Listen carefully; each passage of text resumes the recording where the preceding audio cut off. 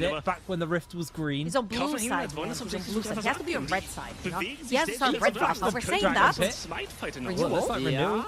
Renewal was very active in the Lost Returners game. Yeah, this might be a little bit hard. Current turns on the flight, on the flames, and Current gets himself caught out. He is mannerless right now, getting run down. Meanwhile, in the bot lane, there's action breaking out. Fishing Inari, and Renewal's going down. 4 minutes on the clock, and Vern have the featest strength for kills. So Verse almost gets killed and has to flash away as well. Vern just exploded. Okay, I think it's safe to say right here for Rich Gang again, they had a whole sort of renewal of their team, no pun intended right here from the jungler as well. They bring in the rookies. However, if you look at the names over on Verdun, are people you probably recognize. Very nice hook over. And again, reminder, when Leona steps up into the full Varus and a Nautilus is around, this is some tough stuff right there. Senkax, of course, a veteran in his own right as well when it comes to the entire games. He played in ULCS back then. LEC stepped up, stepped down in the ERLs as well. He has been all over the place. However, he has primarily been a very, very strong mid laner. So I feel like take nameplates off. I like both comps. Nameplates on. I think Verdun just have proven through the history that they have the better early kill in both bot side and top side. By a lot of early pressure over. Dragon spawning up. Just a head splash. Potentially coming in. Nodu not going to close that wall though and get onto Shiganari. As Riven's actually being able to hold the wave here, so that's going to suffer.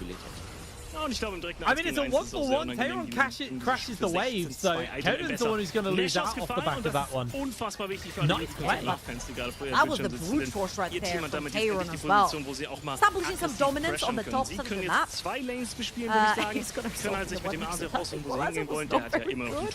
just sort of stops the passing from Jace behind the towers. So Fern had to commit into the 1v1 which cost him his life. He did miss a couple of those creeps crashing underneath the tower. And right here, Nodu, that's not your tri-bush, buddy. Yeah, he's got a fair amount of HP, but his W does shield him up from that one. We are going to see Renewal and Noodle handshake grubs for Dragons. Renewal's actually pretty good at securing these grubs in the game versus Loftus. Recognized that they were more focused on Dragons as a game plan than they are on the grubs, so ultimately, once again, able to do that, although Tayron is being a total menace, constantly looking to apply pressure onto him, and the grubs slowed down heavily. This now gives Noodle a little bit of time while Renewal is doing that objective, and Riven needs to be careful because when this wave crashes in, Noodle could potentially go for a gank, spotted out by the trap, but I don't know if that's going to be enough to turn this one off. Actually, Obstinatus is going to be looking to jump in. Riven gets caught up by the CC, going to open up onto the fire. Remember, those towers do a lot more damage now, so that would be Nodu securing a kill on to the support, but ADC for support. I'll take that trade any day if I was them. That is a fantastic trade because Rhythm is just going to lose so much down that bot lane. And the kill going over to Leona as well is necessarily where you want it again. That Varus, when you are able to pick it on blue side and there is no much toughness pick on the red side, which means you're allowed to go for Comet plus the whole field. He's such a menace when it comes to that laning phase. A great wraparound by Noodle to get that gank going. I was actually concerned. So flash fire up on Rhythm, and I'm like, maybe Leona is the better choice right here to kill, but they actually committed into Rhythm, and that was a pretty great trade. Whoa, that hit me.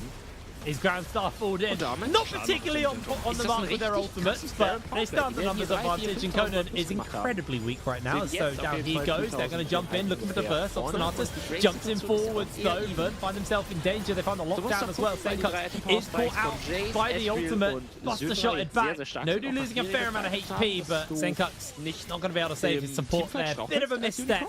Cost them pretty heavily. Great trade back right here from Rage Gang, and most importantly, the kill going over to Diverse. He definitely won a very strong Tristana. Sees a champion that very easily threatens the side lane as well. And let's mention the 3 void grabs that have already been picked up by Rage Gang. I feel like as a team, Rage Gang should definitely focus a little bit more on the top side of the map. Possibly try to get that Jhin over to the top side, play for those 6 void grabs. It would be such a very strong play. You've got a J side lane, you've got a Tristana that could potentially side lane. You could eat through those towers super quickly as Verdun tries to get wave cleared. Really nice there. Rhythm has lost a lot of rhythm in this game, unfortunately for himself. Being caught out underneath that tower, the wave crashes. Shiganari pretty substantial lead over him, and even with the Swifty struggling to dodge the poke coming out from Shiganari. It's rated I can't remember the name of the item now. So rated Dirt, yeah. That is the name of the item. Gonna give him a lot of early damage. Doing a fair amount of poke already. Is that Renewal predicting a potential dive here? He's just hovering about Nodu. Smells a rat, but that rat is going to catch him with the chains. There's the lockdown. There's the CC chain. W just dissuades so much damage though on Nodu. He's going to be able to walk away from that one. Hobbly's defense is very, very powerful. And oh my god, Taylor, just stop the violence up top lane. Gonna throw the carpet one more time. Has had Conan's number this entire game so far. 1,000 gold in the lead, 2-1 and 2. Has picked up skill caps as well. Persuade a bunch of that damage coming through. And as you can see, Senka's already on his way. Super low in HP for Conan.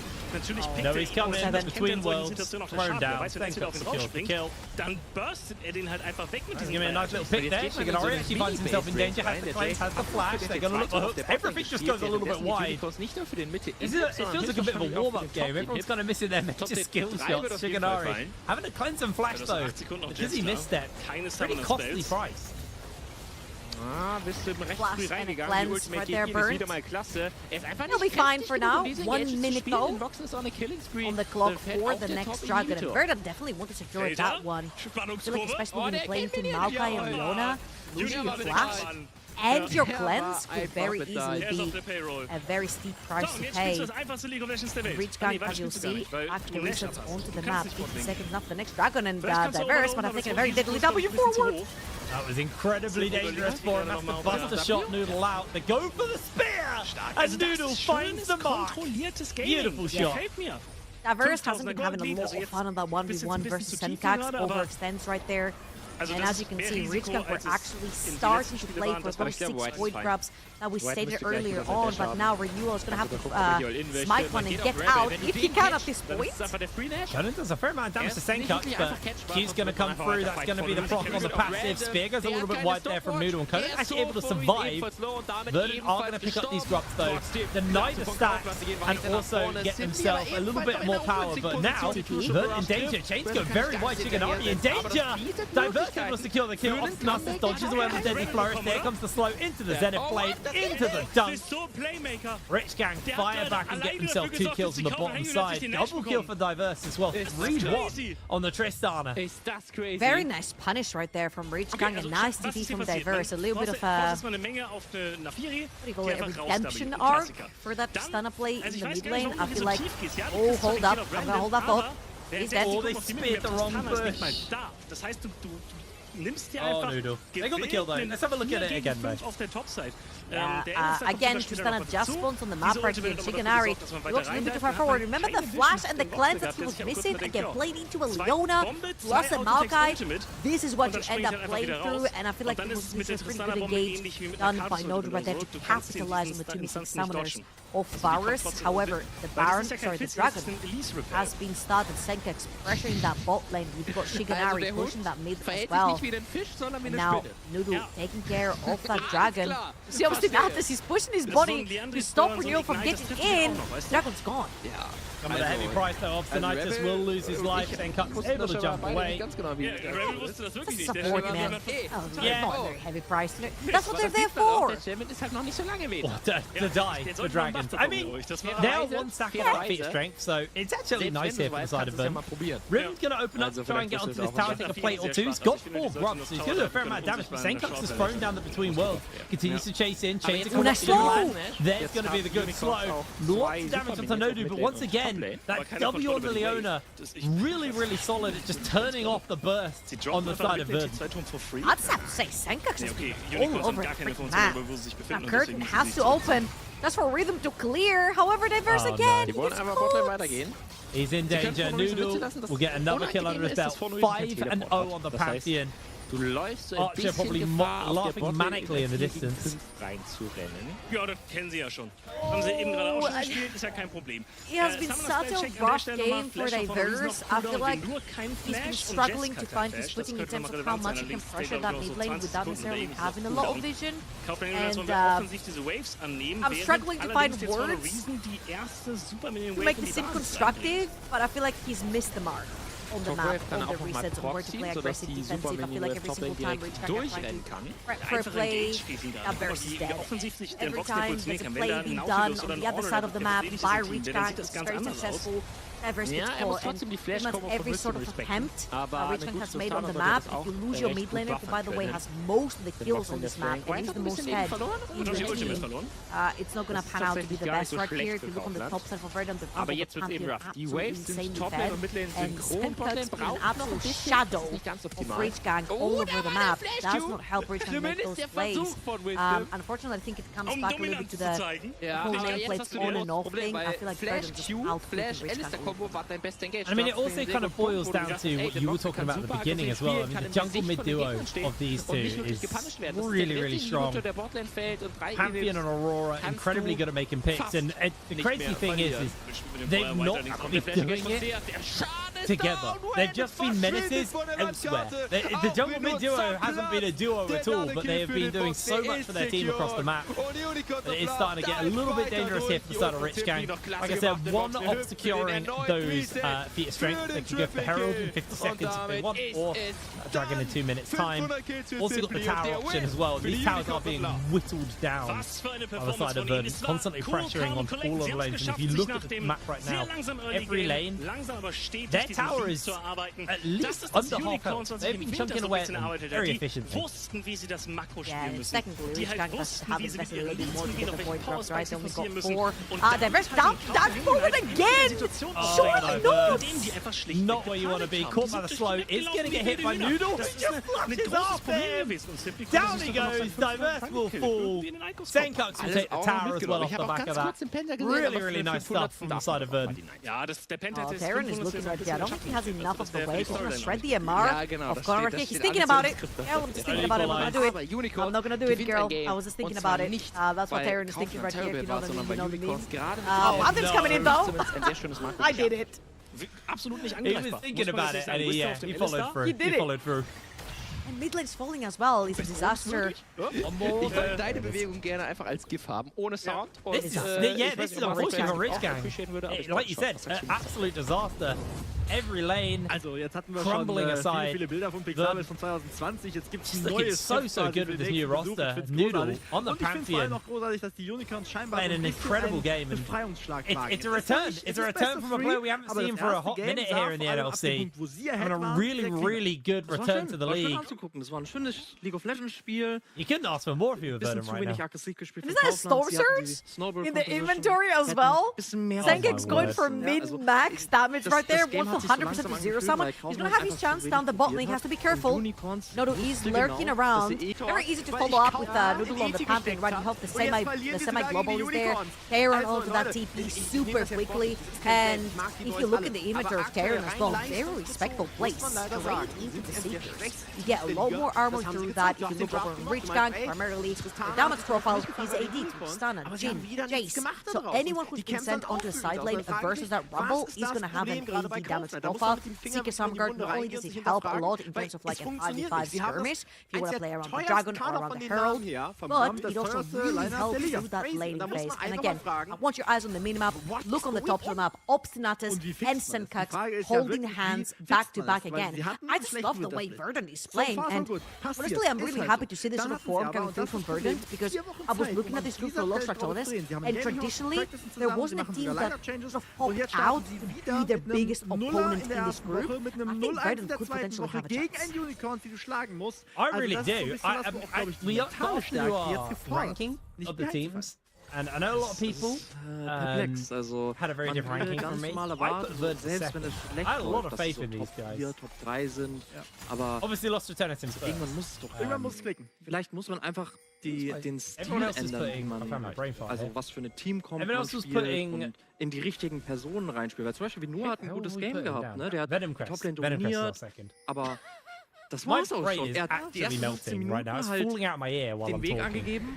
Well, Terran has been pinned into the pit. Has a flash. Yeah, he does. He's going to go over the wall. Are they going to be able to follow up? Looks like the answer is no. Charge from the Herald comes down. They're going to be able to take a tower. They do secure the kill onto Terran, but a lot of people were moved into that area to get that. And another charge is coming in. Are they going to do the old wrap around? Nope, they're going to chunk onto that tower. Shiganari not really feeling the threat, throws the chains of corruption out. There's the burst!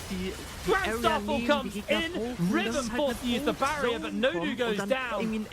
Oh my word, Verdict is just not letting off the pedal, man. They're just putting so much pressure down.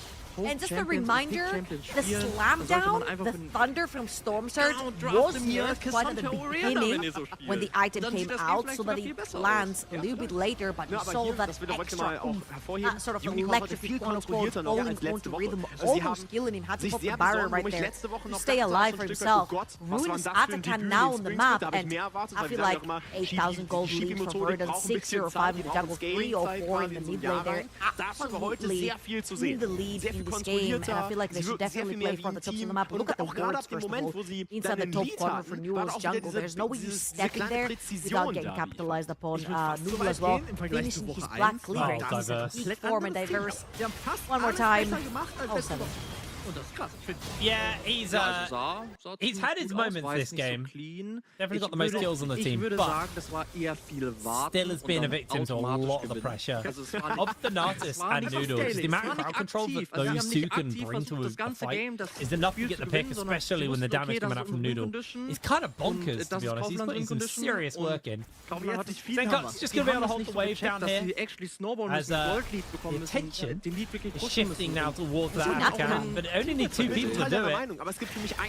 Conan's going to really got to go toe-to-toe with Senkuk. That damage is absolutely brutal. Senkuk should be able to clear the wave. He actually might just go for the assassination here. He's going to force the teleport out. In comes the rest of the team, and that is going to be Tara looking for the equalizer, cooking Conan alive. Nodu, suddenly Jaceless, is going down. That'll be another kill given over. Let's see who gets it. It's going to be Senkuk this time around. Rhythm going low. Good route down on the Shiganari though, because Rhythm is heavily jumped. Atakan secure. Meanwhile, Noodle was left all his lonesome to take down the Atakan. He's going to secure it, get that XP up for the rest of the team, and now you suddenly have 2 levels up between mid lane, 2 levels up between top and jungle, and Senkuk's he's got a little bit more knowledgeable, having 6 pages in his brand new book, Medjai's completed, and I feel like it speaks of the confidence that Senkuk has walked into this game with. Diverse hasn't necessarily been the matchup that we expected to see versus Senkuk's, and confident, the experience is definitely showing. Medjai is now secured, and I'm expecting Verdant to close this one out very quickly. I think this is going to be down to Verdant making a misstep. If they're going to have any chance of losing this game, they've got such a substantial lead right now. I mean, like you said, you've already talked about the mid lane items. Almost getting to that third item to Shiganari as well. Noodle, 2 items in, and 3 levels up onto Renewal just means that Renewal not really going to do much versus him here. Black Cleaver slowly chipping away that HP. Chains of Corruption do make the connection here. Good flash from Renewal to avoid getting caught out, as in comes the Grand Starfall just to reposition, and that is Rhythm interrupted mid-ultimate, and Noodle is just 1 versus 2. Rhythm is going to go down. Noodle finds himself the kill. Can they get the next one onto him? Hook coming in from Obstinatus. Renewal will fall. Noodle secures the double kill. The support will come back as Obstinatus misses the hook onto Nodu. Surfs up, bro. Nodu goes back to base, and Verdant will take another tower. Wow, it actually felt like Verdant threw so much at Rich Gang and nothing really stick. So Rich Gang felt like they had the opportunity to pull the ultimates down from Verdant to potentially get a pick, grab a shutdown, come back. It wasn't the case. He got straight into the backline, shut down the Jin. And the rest is history. Verdant very, very strong in this particular game. 12,000 gold in the lead. They're going to secure themselves a mountain soul as well. So if it wasn't easy to kill them before, it's not necessarily going to be now. And you've got levels difference, which gives up a lot of HP towards Verdant as an advantage. Armor, base stats overall. But yeah, let's watch this one more time. You'll see that's a lot that's been thrown. Chain of Corruption. You'll see that also Rumble ult is going to go through. Suddenly Noodle sends it straight into the backline, doesn't actually care. While Senkuk has caught Diverse one more time. Still, just they're so much stronger, they're a bunch of levels up, they've got more items, and they're just sending every single fight. Noodles just so crisp on this Pantheon, playing really efficiently. Doing so much work. Now got the third item, the Death Dance finished up for him. Conan, being shadowed by Renewal, we'll be looking for this tower. The problem is you're looking for the tower and you probably will get it because no one's going to come defend it. This is giving so much time out of Verdant to secure himself vision down by the Baron, and you can see there's a massive amount of control within the jungle. That tower's lovely, and it's a nice little pick up there for Conan, but this Baron, as soon as it spawns, I expect Verdant just to immediately collapse on it. Yeah, I mean, I don't necessarily see how Blitzcrank can actually... Ich find's geil. Team Orange Gaming haut einen Fiebertraum nach dem anderen raus und ich liebe es. Ich muss sagen, so cringe wie immer die Videos sind, ich müsste eigentlich bei Talk anfangen. Also wirklich, es ist genau meine Art. Wenn jemand Unterstützung braucht, ne, ruft mich an, Freunde. Ich bin euer Mann. There is just one jungle item on the smoke and it's just 58 stacks on the hard still, and Obstinatus is looking for an opening. Noodles on the back line and in comes Zencut. Immediate deletion of Ribbon. Diverse, left alone. Noodles flashes over the wall. Sends him back in as Zencut will secure the kill with the auto attack. As W over that wall, chasing now onto Conan. I don't think Conan's really under any major threat right now, but his base down well is Verdant. You said clinical. This has been just so crest on the side of Verdant. Inhibitor goes down. They've got the death timers for a couple of members coming up, but I didn't think Baron was necessary. Verdant been able to take down tower number 1. Tower number 2 shall be quick to follow as well off the back of that one. As the Nexus has been left bare. Nodu caught out. A little bit of damage padding coming in from the side of Verdant, but that was an unbelievably clean game. Noodle, what a return to NLC. Absolutely. To the players as well, and so many old and new names coming through, like Noodle was playing back in Vanir in 2022, and Zencut was playing the NLC a bunch of times back and forth. However, the one thing I'm so damn excited about is the Verdant versus Los Ratones match. They both played Rich Gang, the exact same team. They both dispatched them super quickly, super cleanly. They both had really clean games versus them. And I think finally I see a real contender. The big question is, can Verdant take Los Ratones down? I don't think we're going to find out today, but this is a very exciting question in the back of my mind. If you were to use Rich Gang as a benchmark, there was 1 minute between Verdant and Los Ratones winning. Los Ratones did it in 24, Verdant did it in 25. Regardless, an incredibly clean game coming out from Verdant. We're going to pass it over to the death though to break this one down. So Archer, there wasn't a single Verdant moment. This is clean. This is it's a new page. I'm enjoying this. This team is looking sick. Okay, obviously Pantheon, yada yada, Noodle. You brought it up, Solana. You talked to me about Noodle. Might as well talk a little bit about him. Let's close Noodle up. Yeah.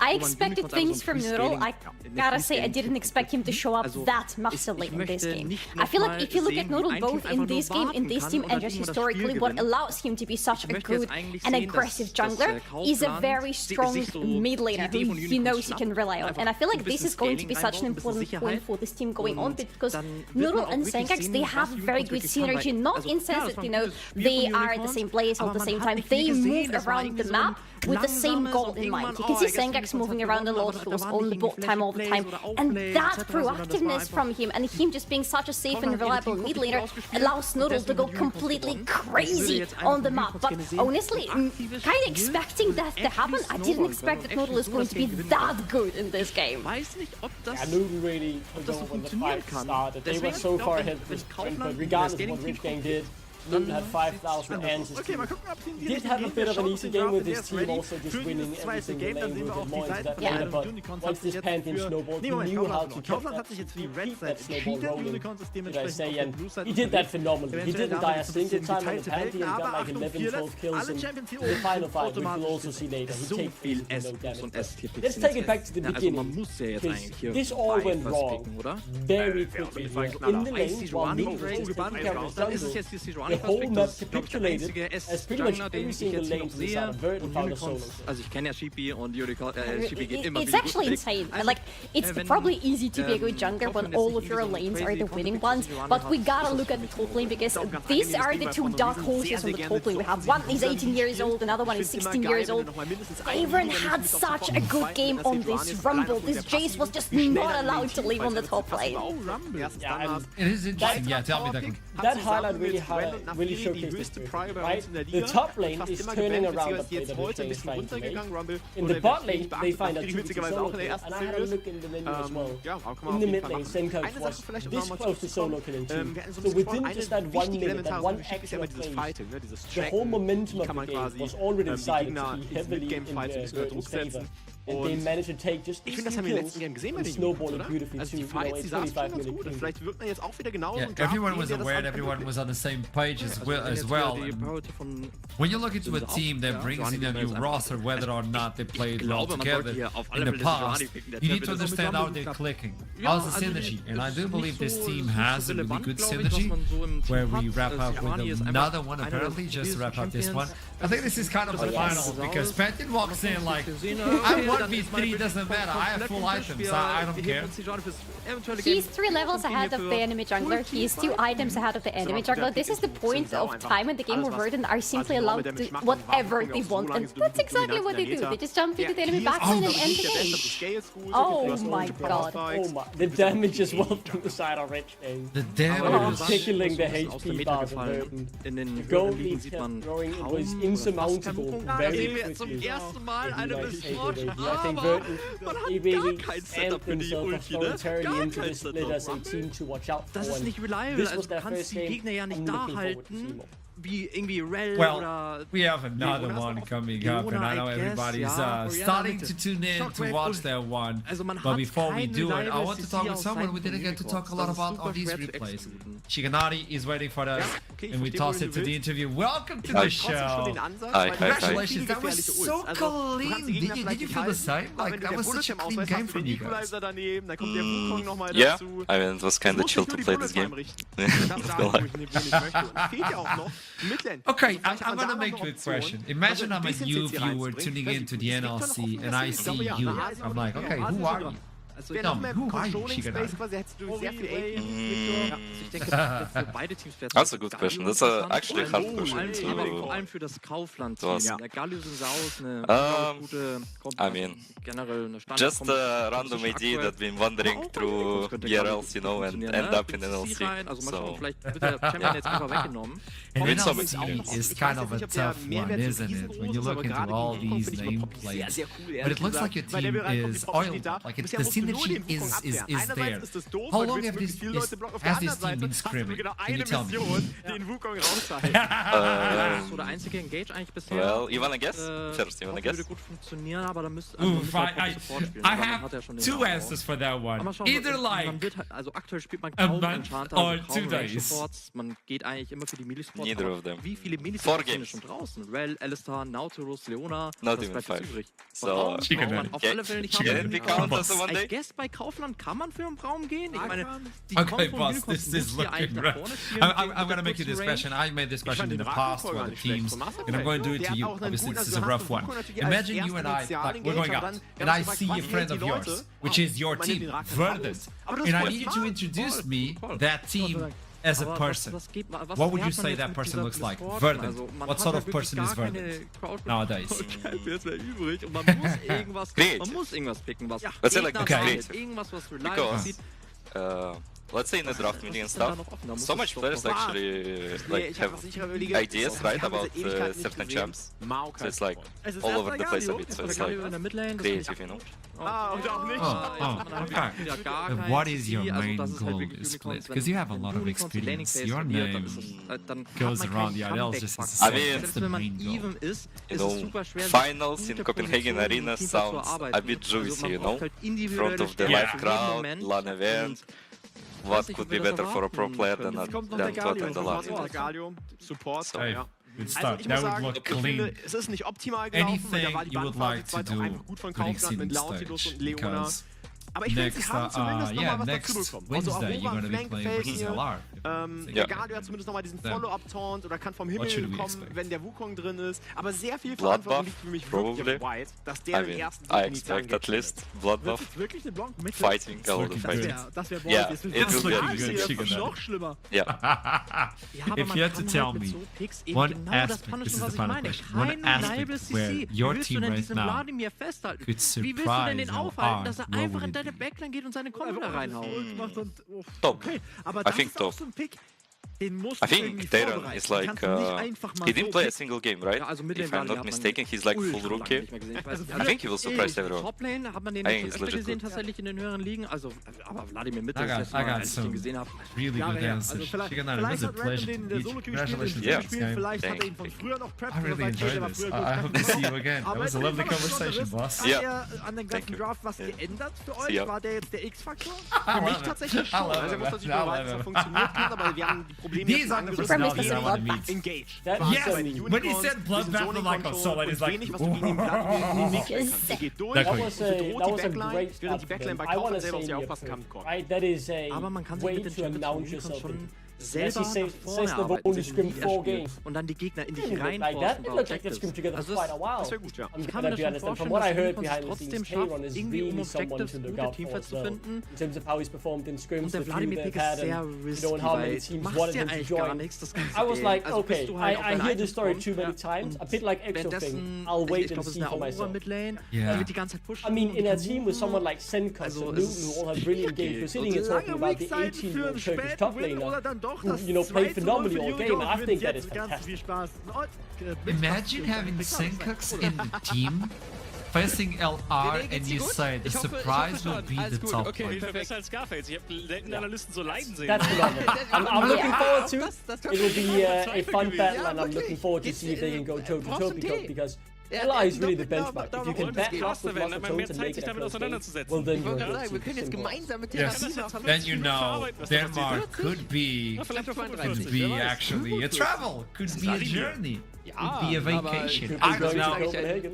21 We could Minuten hat go er to verloren. Copenhagen, but we're going into a small break before we head back into our fourth game of the day, which is going to be LR versus Venomgrass. Venomgrass, the snake, looked really menacing, but the rats have proved once and once again that they're not to be trifled with. So I'll see you soon Aber wenn die fällt, ist das okay, das ist wie ein Gym.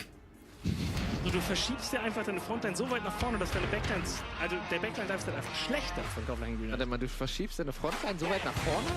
Das ist du spielst quasi eine Backline. Und Wladimir, wenn er auf die MF drauf hat, ist so isoliert, dass währenddessen der 4-Mann-Kopf von den Unicorn seine Backline wird auseinander. Ich bin verwirrt. Ja, das waren zu viele Backlines. Ja, das stimmt.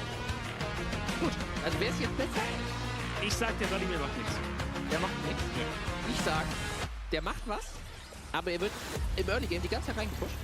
Das heißt, Simply kann die ganze Zeit über die Map roam. Und das wiederum heißt, Botlane gewinnt. Ich meine, das Matchup ist vielleicht gar nicht so angenehm. Vladimir ist vor allem deswegen in der Mitte nicht gerne gespielt worden, weil er den Early-Push von vielen Midlane-Mages nicht matchen kann und die Reichweite. Aurora hat zwar ein bisschen Push, aber auch nicht die größte Reichweite. Du kriegst zwar immer wieder diese Short-Trades reingedrückt, die echt viel Leben abziehen, aber dagegen kannst du dich ja regenerieren. Deswegen sollte die Laning-Phase eigentlich recht fein sein. Ja, könnte durchaus funktionieren. Aber ich habe trotzdem das Gefühl, dass Simply sich immer als erstes lösen können wird. Aus dem Midlane und dann dementsprechend eben die Karte besser. Mit White, stell dir vor, es kommt so eine fette Vladimir-Ulte mit auf 5 Leute, der Dash da rein. Alle kriegen Damage, nur hat Seas vorher einmal R gedrückt. Ja. Keiner kriegt Damage, weil alle ein Magie-Resistance-Schild bekommen. Ja. Ich finde das immer klasse, wenn man merkt, du bist schon ein bisschen länger dabei mit dem Magie-Resistenzschild und ich denke mir, wir sind im Late-Game, bevor dieses Wort fertig ausgesprochen ist. Ja, das stimmt. Was hast du denn gesagt? Magic Damage Schild. Ach so, weil das so viel kürzer ist. Da hast du einen Punkt, ja. Da hast du tatsächlich einen guten Punkt. Ich weiß auch nicht, aber das ist, weißt du, ich verbinde auch einfach diese deutschen Spellnamen mit früher. Magie, wo ich das gelernt habe, Wolkendrachenseele und so. Das war, glaube ich, noch ein Jahr vor mir. Die Wolkendrachenseele? Generell deutsche Namen. Achso. Aber wir können die Zeit zumindest nutzen, um noch mal ein bisschen darüber nachzudenken, was denn abseits von Wladimir, über den wir jetzt natürlich sehr viel gesprochen haben, der Plan von Kaufland ist. Weil ich mag eigentlich die Botlane mit Corki und Rakan. Der Rakan sollte gemeinsam mit Rebel, also mit dem Sensao, auch, denke ich, immer recht gut playen können, also spielen können. Also eigentlich haben die Unicorns 3 Winning Lanes. Das heißt, für White ist es recht angenehm. Wenn er jetzt kein Wukong wäre, wäre es noch angenehmer, weil dann könnte er sogar aggressiv diese Lanes ganken. Aber Mitte kannst du nicht angreifen, das ist ein Vladimir. Botlane wäre eine Möglichkeit, weil MF und Galio machen einfach extrem viel Schaden im Early Game. Und wir sehen, White ist auch zur Stelle, er kann auch ein bisschen mehr Schaden dazu bringen, nur Diven ist halt ein bisschen schwierig. Oder gehst du tatsächlich für den Dive, ist ja crazy. Ja, es ist mutig. Es kann durchaus nach hinten losgehen, aber mit dem Galio kann das durchaus funktionieren. Der Taunt auf beide hat gesetzt und in der CC One-It-Is to Wisdom. Nicht mal einer, der stirbt. Ich hätte erwartet, dass du auf Jessica gehst und versuchst, ihm die Wave zu denyen und One-for-One zu traden. Aber ich glaube, du hast einfach gesehen, wenn du Wisdom hier triffst, kommst du raus. Ja. Was natürlich auch stark ist und damit hat man nämlich keinen Kill gegeben. Währenddessen ist Rebel auf der Top-Lane gewesen, hat da aber auch keinen Flash von For No Reason mitgenommen. Ich möchte noch mal kurz darüber sprechen, dass Rumble wieder aktuell ready to rumble also as the snake will try to eat the rat alive. Venom Crest versus Los Ratones, EMEA Masters, NLC, Winter Split victors as well. Facing Venom Crest, they fell off hard previously, but now they are back. They're looking good right now. It was a game versus Chaos, but they had a lot of mistakes during the interview. We heard it coming in from Kaya that this team just needs to focus and maybe they can pull it off. Duckling! Is it possible? I want to say yes, and I need to say yes. The Danish is within me. Yes, I was hoping for a bit more from Venom Crest in game one. Yes, they won, but it wasn't as clean as I wanted if I was to be confident going up against the Lar. But when push comes to shove, it's 5 Danes and a Danish coach. I cannot not back the Danish. I kinda have to hope for something here. But the draft will be alternate, maybe they draft now, and I'll keep my eyes and ears open for what Duckling. Am Ende des Jahres You're telling me your Danish faith is bigger than what Los Ratones presented until now, not only on our region, but versus the entire Europe, including LFL.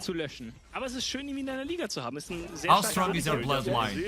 I think so. There was nothing there, young Padawan. It's red, it's white, and it's Danish dynamite. And I believe that regardless of how many Reds or how many star players, world winners, MSI winners, or whatever you want to call them, 31 years of tier 1 experience, the Danish dynamite stops for no one. They are in the best position when they are underdogs, and despite the big names, Venom Crest certainly underdogs in this game. Und jetzt ist er wieder zurück. Und ich freue mich sehr, ihn zu haben. Super, sehr never changed. Ich mag CS total gerne. No, Duckling, you are a gem, but you're so hard to work with and to reason with sometimes. I swear. This is Los Ratones we're talking about. Have you seen what they have to offer? And have you seen that previous game versus Chaos? Like, there is so much to still expect from Venom Crest. There's still so much to ask from them. But I gotta say, the bot lane is going to look so interesting in this matchup because we have Crowny with Reckless having this insane synergy between the two, going versus Kobe and Virgil, and Kobe was phenomenal in the previous game, considering how the game went. Still, all things considered, he was phenomenal. I think all that experience is definitely coming in clutch there to help the team out a lot. And this will be the matchup that I think we all should be looking forward to. I agree. Bot lane should be the matchup to look forward. When you have that experience, you're talking about 31 T1 level experience coming in from the Rats. But then you look into Kobe. Kobe he has a lot of experience. Obviously, he doesn't have a Reckless with him, but what can Wendell provide towards his AD carry to protect him? We're gonna figure it out as we jump into Champion Select. Both teams with a 1 and a 0 on their right, which means at the end of the day, one will be tied up with 1 and 1, and the other one will get a 2. Beginning, Los Ratones are expected to win, but as we jump into the Champion Select, start from level 1, keep that in mind. Rumble, Scar, and B. Where's the Nafi? Where's the Nafi? Nafi and Gwen. Nafi and Gwen. Oh, there is Nafi already from Los Ratones. Still don't want to see her despite them being on the blue side. I don't see a lot banning Gwen. If Velia is alive, nah, don't do it. Come on, give him a chance. Ja. In ihrem Kit wirken sie stumpf, aber sie können halt Spielstil sehr gut variieren. Tatsächlich ist Galio-Support deswegen damals so broken gewesen, weil du diesen W noch einflashen konntest. Ich weiß nicht, ob du dich an die Zeit noch erinnerst, aber das war mega broken. Dieser Multitone eingeflasht. Bro, he's scoping so much. What the man? He's saying they're looking good. Let me live in my delusion. Ist so ein bisschen wie Okay, what we're committing to. Yeah. You know what? That's admirable, actually. Please don't change that claim. Never Also, mind. du kannst nicht direkt Don't give dodgen, him a shield. weil sobald Gragas flasht... Why are we giving him? Yeah, I said this in the first game. He's so unbeatable on it. But Nida is one of the most creative mid laners. Das gesamte Team stehen geblieben ist und ihn angegriffen hat. Guten alten Zeiten als League of Legends. Noch Broken Mount anwendest. Apropos Anwendung, am besten die sind nicht anfällig, wollte ich gerade sagen. Apropos Anwendung, Let's see what they respond with. Menge Champions Team. You know what I like you the most is your knowledge of the weirdest things in League of Legends and history, Rise. Even though you were terrible on the game show of Wants to be a Challenger, which was about history, man, I love your wiki. There's a wiki inside of your brain, which is lovely. Now, putting Yone versus Nemesis is not an easy task, especially when he's playing this Azir. He's clean with it. Maokai to follow it through, and now Velia is aware of what he's going to play against, so... Is this game one, like, mirror? Almost. I mean, things just... Some things just work for Illustrator, so why would you want to change them? I'm looking at Venom Crest though. This Yone is a very dangerous pick for Nitro at the moment, because if you're pulling Yone versus Azir in the laning phase, you really want to help your jungler helping out as much as possible. And Maokai definitely should be an easier pick for Gobi to pilot compared to his Poppy in game number 1. Still expecting to see something more from Gobi after the first game, but he just played swap, so we'll see what else he has in his pockets. And I am so jealous of you, Archon, right now. This is the third Pumpkin we're seeing today, and still 0 Swains that I've seen on the draft. I'm feeling. I suffered so much until this moment, you know. The hardships provide good times. Wait, what? Really? Die Wukong-Ultimate ist zum aktuellen Zeitpunkt einfach zu stark. Tackling, you know it. Dass dieses Objective einfach kampflos abgegeben I'm feeling more and more uncertain over here. The Pantheon has been so strong today, especially if they get ahead early. I mean, lots of tones. They won't be running it straight back to what they did in game 1, but the two main carries remain the same. Wir werden erneut für Simply Poke und vor allem für Wave ultet, weil das ist immer noch die Schwäche, die ich eben angesprochen hatte. Vladimir hat nie Push-Bio. Dann sein Pool dafür wenn die Wave killt, vor allem muss er flashen, dass Simply hier nicht so gehen kann. Auch von Wave nutzt seine Ult, um die Wave zu clearen. Man könnte meinen, Wave sind wichtig. He's questioning it. He's asking for help at this moment. Just halfway to the draft. He should be asking for help, because this Misfortune is of course going into Kobe's hand. He knows what he's doing, but Misfortune is a champion who requires a lot of setup on her team, and for the enemy team to not be able to distract her when she is doing her ultimate. I am not seeing either of the two being fulfilled right now. Venom still have their support to fill in, so maybe that will help Kobe a little bit, but I am uncertain about this Misfortune. Make a support now for Venom Crest, save the top lane for last, and pick the Rumble so you have enough AP so that Maokai doesn't have to go AP. Please do that. And my hope might be a little bit bigger, because that allows the setup. You have the Yone, the Equalizer, all of that. There you go. Plan 1. Okay. Richtig starkes Item auf ihm. Die andere Set auf Simply, der macht damit mit seiner Ulti mit so einem AOE Burn-Effekt quasi das gesamte gegnerische Team. Während allerdings auch Rebel Divine Thunder hat. I really like that pick. I think it really helps them a lot to have a bit of the wombo combo. If you find the right team fight, you can definitely have an angle now. It starts, you know, tying the knot around the composition that Venom Crest want to build, and it's starting to come clearly out to me, and I'm starting to believe a bit more. Maybe we are back, baby. This is the way of esports, right? So quickly up and down. Very reactionary here. But sadly, Gragas was left open. I said it in game 1, I will say the same. He's impeccable on it. Cyan, that nothing needs to be said there. It's powerful Cyan. That allows at least the Misfortune to be left untouched during the channeling, because one of the concerns for Vel'Koz was the Gragas. Now Misfortune can channel it. Okay, now, okay, it's locked in. Solari, final thoughts. I was hoping for Rich Gang to be the team that is going to not be playing around Baus in game number 1 of Los Ratones. They weren't. Venomcrest is my second pick, so hopefully they will have something else prepared for this. Looks good. Do you have it in you, Duckling, right now? You think it's the Venomcrest, the Danish powerhouse, or whatever you're talking about? Yeah, okay. I like the Nah, and I will say this, right? I might have been a bit less confident. Nochmal seine Passive abbauen, aber auch das klappt nicht. Schöner Trade und gutes Fighting der Unicorns. Trotzdem, die Lebensbalken sind zu niedrig, die Reset-Timer von Copenhagen United zu gering, sodass sie den Drachen nicht machen können. Und es sogar so sein könnte, dass tempotechnisch Copenhagen United vielleicht sogar sagen, sie können diesen Drachen bespielen. Denn die Spieler von Unicorns sind komplett in der Basis. I love Reduction so much for that. He was ready to go off on the Copian take. Trouble has been replaced by a cursed doll. Everything about this is so cursed, man. That is so funny. That is honestly shutting Duckling down before he could take the most post take ever. He didn't even say a single word. Mechanisch fantastisch. Also hier he didn't even get his jacket off in time. We just cut him off before he could say a word. We couldn't even hear the D on Denmark, you know? Like, we didn't even get the essence. I'll give you the short form version of what Duckling was going to say. Yada yada yada, Denmark, yada yada yada, Copian. And we are into game. Los Ratones versus Venomcrest. Now, let's come in with the real takes. There's a lot of faith we obviously have in Los Ratones, but I like this draft from Venomcrest. I'm going to be real with you. It's not a bad draft at all. Nameplate's off. I'm quite excited. Alright, things that scare me when you play versus Los Ratones versus things that actually look pretty good. Number one, Baus on Cyan. You kind of gave the guy who made his name on this champ, his champ, number one. Number two, Nemesis on Azir. Very damn scary. I think he's so confident on the champ. And I talked a little bit about Indian Masters about the ego of Nemesis in a very good way, as he's like probably one of like the best laners we have in NLC, and a lot will agree, and the LEC as well. He's very, very strong in terms of lane phase.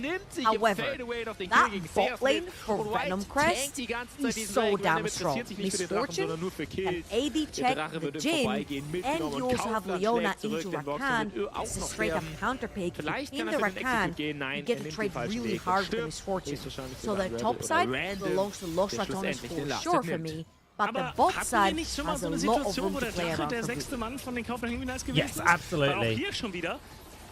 See how the junglers kind of play this one out. Again, we've got a lot of Pantheon today. Pantheon in every game so far, Trouble. It's been a major pick for the junglers today. And honestly, even in the loss, it looked pretty good. Like, Pantheon's been incredibly solid today. Velia, you know, one of our better junglers in the league. Piloting a very, very aggressive champion. Now, I did say this in game number 1. Pantheon does nosedive. If snowballed, great. It's a bit like LeBlanc in that sense. Well, like, if you get ahead on one of those champions, you can 1v9 a game. Velia, had they put the performance in, we saw in our last game. Right now, Los Ratones' bot lane are getting bullied pretty heavily, and you talked about this actually to me off air, but NF's a bit of a stat checker for Jin.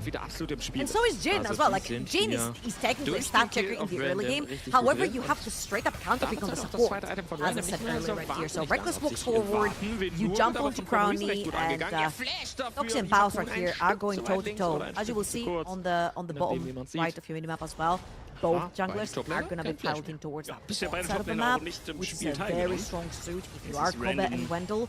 You want your jungler to end up towards the bot side. However, due to the nature of the matchup, Velia will be done first. And when Wendell really needs to cover the drivers right there for any form of wraparound from Velia towards the bot side of the map. And they also need to be ready to allow Gooby to get priority into that river. Very nice reason right here from Velia. Go back, buy items.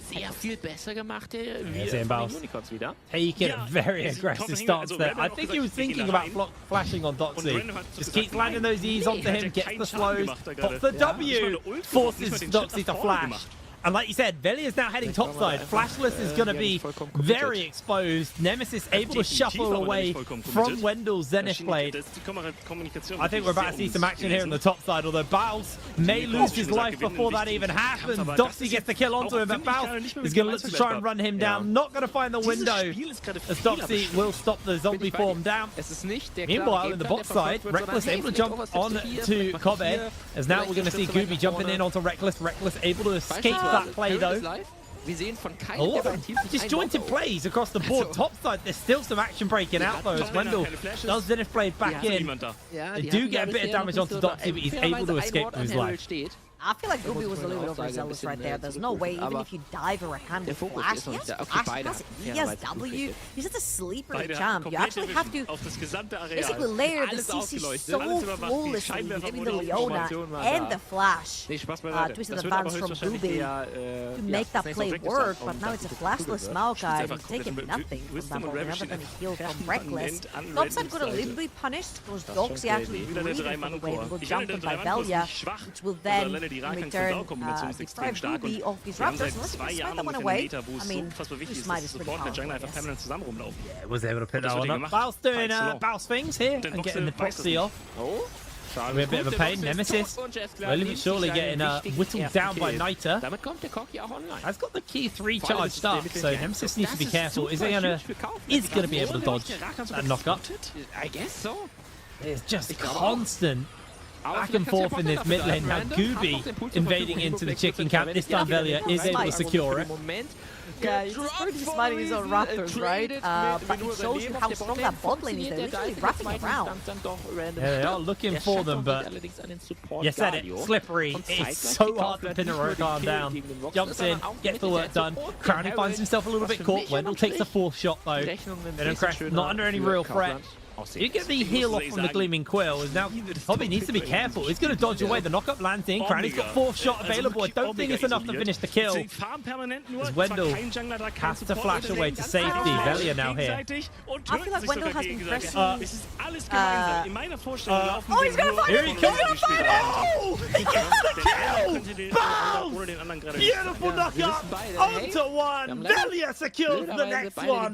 Lost Ratones find their kill. Level 6, reset into send it down bot lane, catches both Kobe and Wendell under their tower with super low HP. And that's what I was alluding to. I'd like to see Wendell not press E every time he comes off of cooldown. Not every trade is a good trade, especially when you're super low on mana. And I feel like right there, Crowny and Reckless super hard capitalize onto that one. Baus, there's no way he's dying anytime soon right here. He's level 6, he's level 4, level 5. This is the BS of Kobe. He's going to lose way too much underneath his tower, so it's going to be the nuisance that he is. Meanwhile, Los Ratones have swapped. What was the bottom? Niter tried for the all-in there on Nemesis. Nemesis able to send him packing. Wendell still continuing to be an irritant to Baus.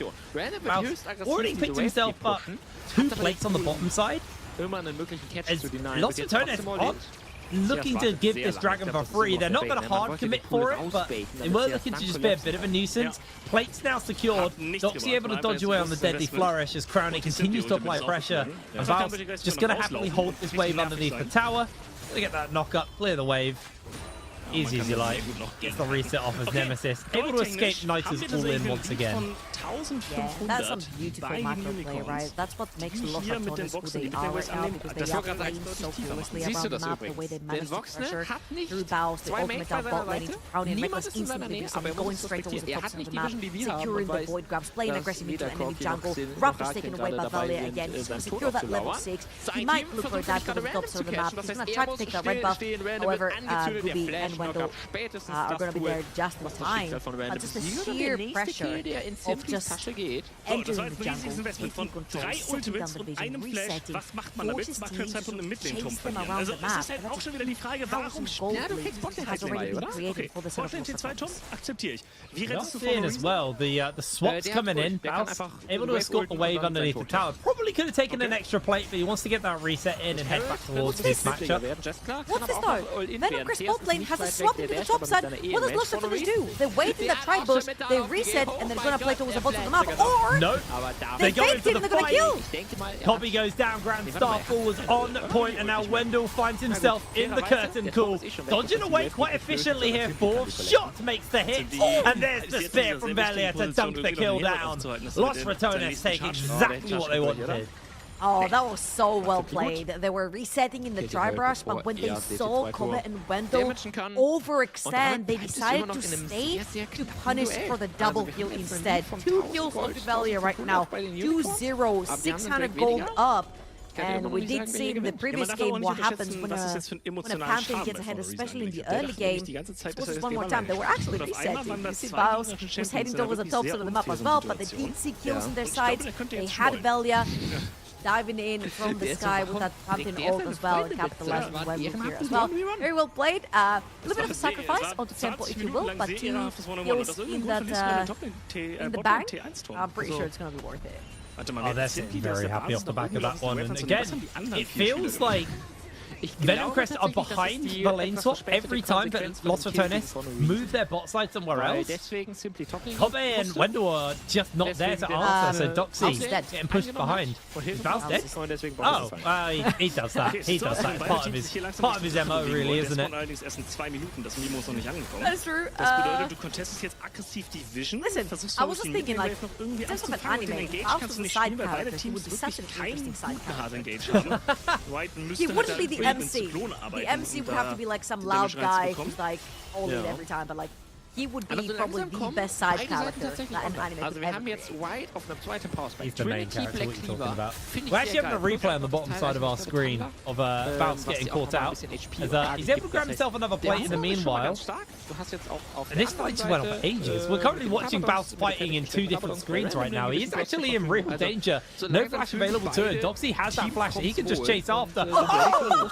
Bounce just flashes over the wall. Doxy's got R. I think he got away with it. There's no way he pulls that escape off again. What a fantastic escape. However, talking about escape, Gooby is looking. He's thinking about the R. Brownie has that cleanse, has that flash. He's going to get caught out. Xenoblade comes in. There's the bullet time. He's going to get cancelled out. 3 ultimates for a flash and cleanse. Wow, that was literally the tip of Leona. With that tip right there, just about off. And it's not going to resolve into anything. However, the very crucial part is that a minute and 20, again, late gen into Leona, Yone, and Maokai not having flash cleanse. Really, really costly. Let's see. Venom are actually going to capitalize. The reason they're going to come through. 1 minute on the map, and I'm seeing Wendell will head towards the top side of the map. They could potentially look to play for the Void Graph. Not take 6 away. Los Ratones, with Juno Baus on the side lane, and what you can do, even 6 away, your towers are going to start really getting. Looks like everybody's coming in though. Crowley and Reckless have gone for the resets and are looking to move over. I think Venom Crest is just going to have to give this up. The question is are they going to get that second dragon under their belt? This Grubcap is going down so fast with the Azir in the area. They probably have time to move over in time. You can see that Crowley and Reckless have just redirected their appearance and moved over towards that mid side so they can pressure here on the bottom. And try for this dragon number 2. This will be the feat of strength upgrade for the side of Los Ratones if they can grab this dragon, and it looks like they're going to contest it. Yeah, absolutely. You need to play towards that bot side of the map. You've got Bloodthirster onto Kobe, onto this Misfortune. Summoners up and available. Unfortunately, you do not have item for Nitro, which really makes Yone what he is as a champion and makes him super strong on the spike. He's great at that one item. He can start trading and start diving backline. However, it's not going to be the case. On the other side, Los Ratones do have their first items completed. This is for everyone joining. Baus is going to push down that wave and head towards that bottom of the map. So it's a 4 versus 5 in favor of Los Ratones, and Doxy has got a long way to go until he reaches the bot side. That's it. Gooby's caught. Cool comes out, and that's going to be the shot to secure the kill. Reckless interrupting on the Kobe. There's the shuffle back. Caught out by Niter. They trade out, but Bounce finds the knockup. Wendell's low. Kobe's low. Crowley secures the kill. Good little interrupt on Reckless trying to jump in as the Grand Starfall makes its way over. Can they find their mark? Niter trying to get a bit of additional damage out. It's not going to be enough to secure a kill, but Los Ratones will get the Dragon off the back of that one. The tempo is very much theirs. Yeah, and I just want to give context right here. That was a Yone with no items, and he looked super scary. Imagine if that was a play for Ricky Niter to potentially change how this fight went. I was going to head over to the top of the map. Doxy has taken all but one Terry plating off of that top lane tower, and I feel like Venom Crest again. This is where teams become from good grade when you suddenly get out of that spectator mode and you do have your play done. However, we talked with the players before as well, and we don't necessarily know how much practice they've had together as a team, particularly from Venom Crest. All 4 Terry platings are going to go over to Doxy onto that knob. I can go steal for Doxy. But again, for Venom Crest, I feel like it was a little bit of a thorn right there. Just not completely better routine.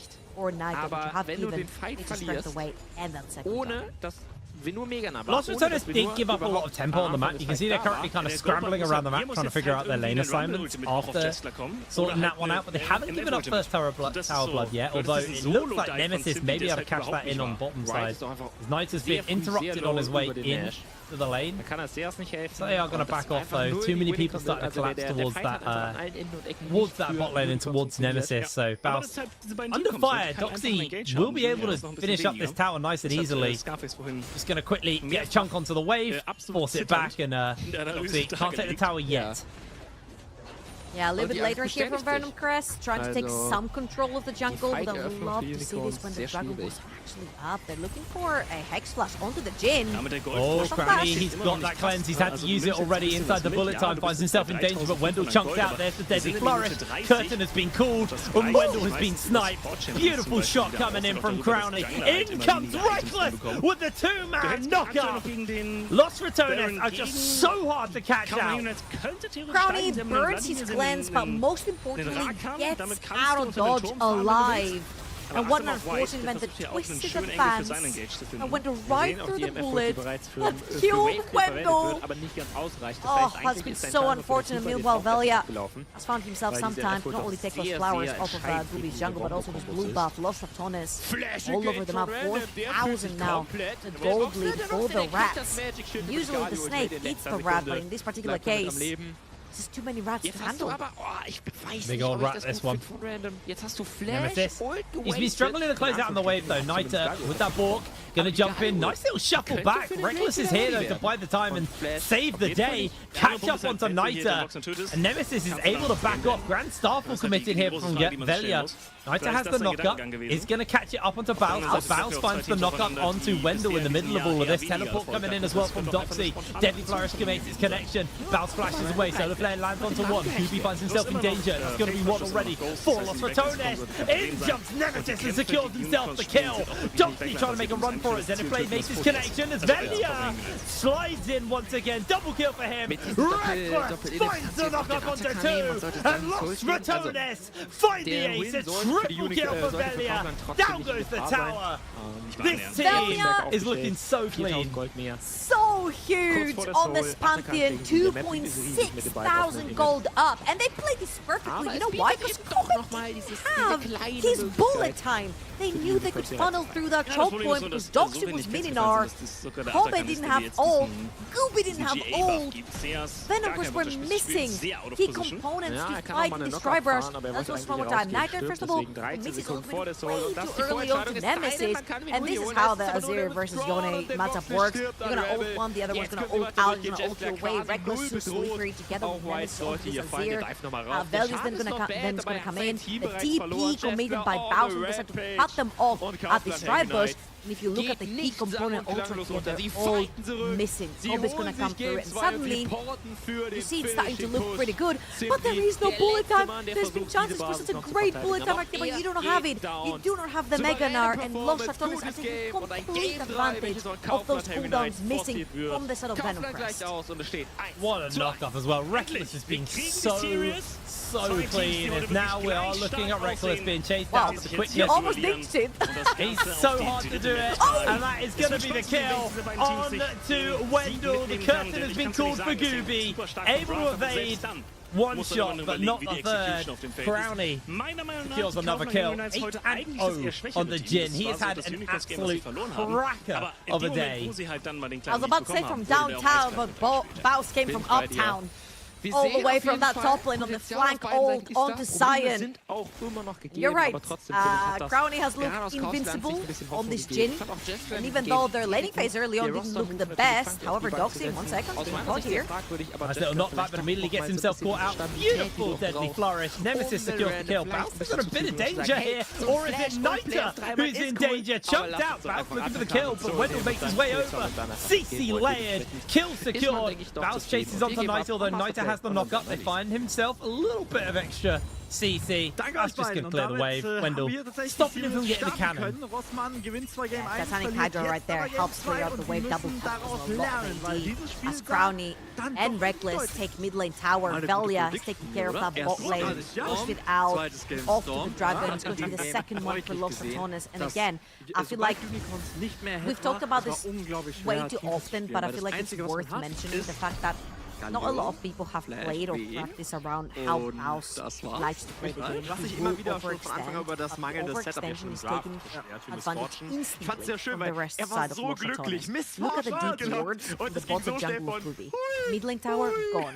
Mid lane wave, pushed. Top lane wave, pushed. Everything else on the map belongs to Los Ratones. When you see one or more members committed onto killing Baus. And Baus is playing those sort of champions that are so slippery that can actually earn so much time for your team to make plays across the ring. And that's exactly what he does here with Sion.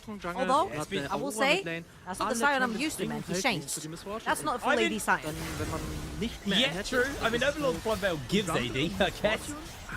So they are looking for something. Velia actually finding himself a little caught out, puts up the W. There's going to be the knock-up onto multiple members. Curtain Call comes out. Bullet time kind of wasted. Baus teleporting in. They find an interrupt onto a couple of people. That's going to be a good shuffle back as Nemesis, of course, the kill. Grand Starfill forward. Velia jumps in. CT's too thick. And Los Ratones. Jetzt habe ich's. Amumu Support. I mean, we're not surprised, are we, really? These guys have been so clean. Oh, Kobe, caught out, deadly flourish, instant turnaround, and he is popped by Baus. Doxy gets the transform, gets the knockback, but Crownie four-shots him into the ace. Yeah, Los Ratones so dominant for yet another game. 2-0 most likely on the day, and that's what you're expecting, right?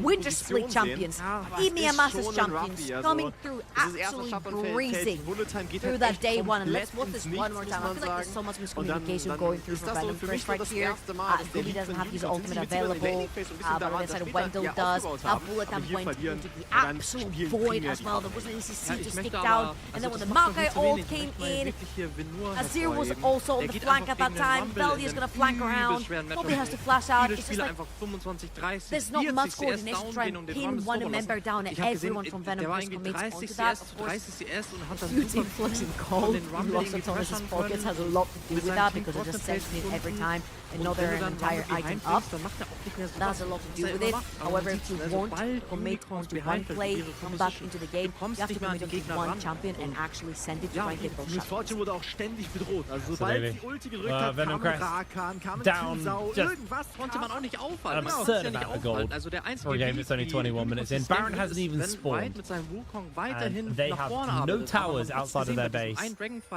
Los Ratones closed out their first game versus Chaos incredibly fast, and looks like not too much is going to be changing this time around. Venom Crest, and not a bad roster as well, so it kind of shows you that, you know, Los Ratones just don't feel a threat by anybody. In jumps the fight. Doxy's going to jump over as well. Gets himself the two-man Gnar back. Good ultimate comes in for the shutdown onto Velia. The problem is Nemesis is on the back line, and Kobe's being stack checked, run down. Crownie throws down the curtain call. 1 kill, 2 kill in the bag. baut dem Rumble ein Lied auf, aus dem Los Ratones with a double kill to finish that one. Look on the bot side of the map. Baus has a wave. He can push down that inhibitor tower. Another wave crashing into that mid lane. Meanwhile, Reckless and Nemesis are keeping Doxy busy. This is going to be a triple wave push coming through from Los Ratones. And that's exactly what needs to be studied. The triple wave push into the play when you're ahead to solidify your victory. And Baus right here is going to join his team. Reckless and Crowny are not too far behind. They're going to look to take that second inhibitor. However, Venomcrest just spawned. Baus. He's going to get himself in a bit of danger, able to flash away from all of the CC. Doxy maybe trying to chase forwards, but the healing comes in for the Quill. Baus slowed down by the Boulder Toss. Solar Flare not available to Wendell yet. In comes the teleport. Venomcrest see this is their best opportunity to get some shutdowns and get a kill, but now they're going to find the damage on to Gooby. Here's Dux. Crowley gets himself the kill. Wendell making a runaway is now in jumps Reckless. Doxy could find himself under fire. Crowley gets a double. That's going to be Doxy running away as well. It's a triple kill. Gifted over to Crowley. He just continues to chase forward. They're going to find the lockdown onto this Misfortune. A little bit too quick to catch. Niter trying to find a kill onto one, but can't find that knock up. They get the lockdown. They get the shove back, and Niter is going to be able to escape just about. But with the rift held up, it looks like Los Ratones have got this in the bag. Baus jumps in onto the fountain. That's the lockdown onto Copy as he is dunked. Crowley finds the kill. It's a dancing herald. Los Ratones are back in full force. Exactly what was expected by the Winter Split and EMEA Masters champions. Coming back into the NLC, absolutely breezing through that day one, both of their games. I just want to give a huge shout out to the unsung hero, Reckless. Died 0 times, and I think he had very close to 100% kill participation, and it's so easy to lose the small details, especially when you're playing support and your any carry like Frank has been popping off the entire day. So easy to overlook someone like Reckless, but his performance in this particular game, chef's kiss. Honestly, it was an impeccable Rakan game. If anyone's getting MVP for that game, it's Reckless. He played superb. We're going to pass it over to the Death Flow to break that game down. So Archer. Schwules Couple. Hey Duckling, how are you doing? I'm having a very good day as average viewer who's definitely not wearing a Denver jersey right now. I thought it was a quick little game. I'm XDDing in chat. I love the rats. I'm happily quacking around there. Absolute disaster. I had nightmares. This wasn't a nightmare. I was awoken from the nightmare, then put right back in, and then I was like, this was torture. I'm sorry. This was painful. I mean, this was waterboarding or some crazy stuff. This was unbelievable. Let's start from the highlights, right? Because Baus was peak Baus this game, and that's what happens when you get inside, right? He was unbelievable, getting solo killed, and then, Solari, you can talk about what he did in the bottom. Listen, when we were discussing it behind the scenes, what Archer said is really nice, is that every mistake that you make against Los Ratones is very expensive, and it gets more expensive the further you go into the game. But the most expensive mistake for Venomcrest here was giving this Baus, this Cyan Baus. He's just rolling in there, and it's like, you are supposed to be safe at this point as Venomcrest to recall back to your base. You're not safe at any point on the map if there is Baus, especially if he's on Cyan. It's scary because you're under your turret. It's so early in the game. Everybody's like level 4, level 5 boss. You think you're safe? You think I care about ADA? And I'll chase you to the fountain and I'll die killing you. This guy is scary. I think when we got Baus joining in pro play, it was like having this idea of how to play top lane, yada yada, with it's a good death. And now he realizes what good deaths are.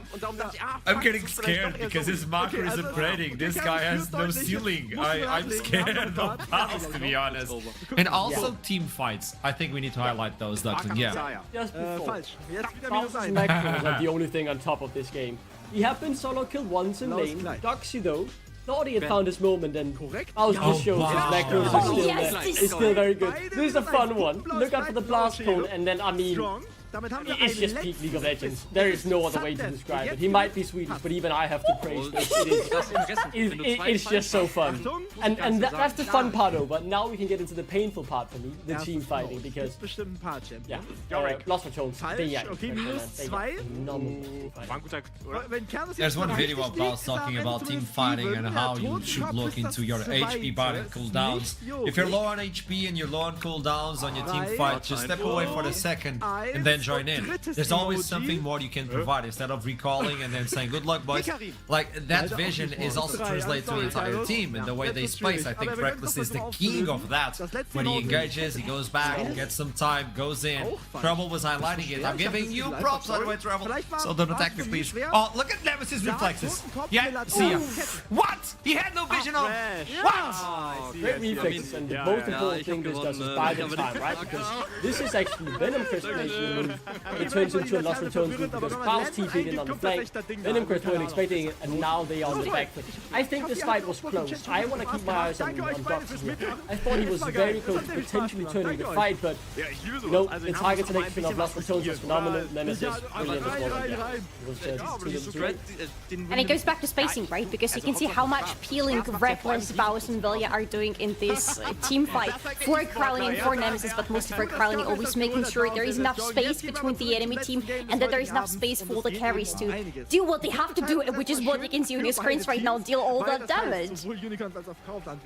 I always said this, and I think Jhin is not an easy champion to play with because you have to have a lot of tactic and knowledge and map awareness. And somehow Crowley pulled it up 2 times in a row with the cleanest possible gameplay. It is absurd what Los Ratones are doing, and it's even scarier when you look from Winter Split to Spring Split Day 1. I think they look even harder to beat, so good luck to all teams who have to face Los Ratones, the XTD squad. But meanwhile, talking about that, we have one of them waiting for the interview. It's the return of Crowley, if I believe it's correct. There you go, welcome back, Crowley, long time no see. Man, your team... Come on, man, you guys can't get better than this. This is looking menacing. This is looking menacing for an NLC. Tell me something. EMEA Masters, you got it in the bag. What's the first feeling? I didn't get to talk to you, so how are you feeling with that? Yeah, it was definitely not an easy tournament. I think we ramped up. I think the Supermassive series taught us a lot. And after that, it got easier. But I think we all learned a lot. And yeah, it's been great. Tell me something, Crowley. I've been noticing time and time again. It looks like the synergy between you and Reckless is just on peak level. It's like on a millisecond of going in, when to go back. How is the communication when you have those team fights? Do you even talk? Or it's just like, you know each other so well right now, you just click? I mean, we definitely talk, but since we've played at a pretty high level and he also played he was like the best AD carry in Europe for so long, obviously he knows what I need, like in lane and in fights, so I mean, yeah, he makes my job easy pretty much. It definitely feels like it. Tell me something, we're talking about team fights and the way you punish the enemy. Every single time you guys take a team fight, it's not only because it's a team fight. Everybody's aware of when to join in and what to take afterwards. People like to win team fights and then recall them by items. No, there's always an objective. So what's the vision when you take a team fight? How do you decide this is a good one, we shouldn't fight this one? Like, that map awareness of when to punish. I think Nemesis and Reckless do a very good job at tracking enemy sums, so we are aware like, who has flash and who doesn't, so we can see when people are overstepping, and like on the bot fight we had a good Baus TP as well, or we knew they don't have flash when Baus ulted them bot lane, like we knew Leona has no flash.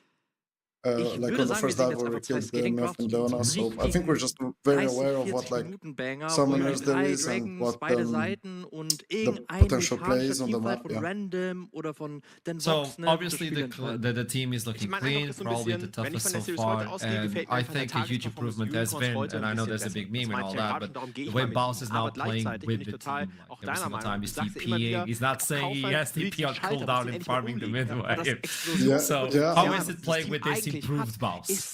I mean, I think him and Velia's growth in just a few months has been amazing. Like to go from pretty much not playing competitive at all to winning new Masters, and it's not an easy change to go from like playing mostly solo queue to playing competitive because the game is very different. So I think they're both doing amazing because of everyone helping them and because they're so willing to learn. So yeah.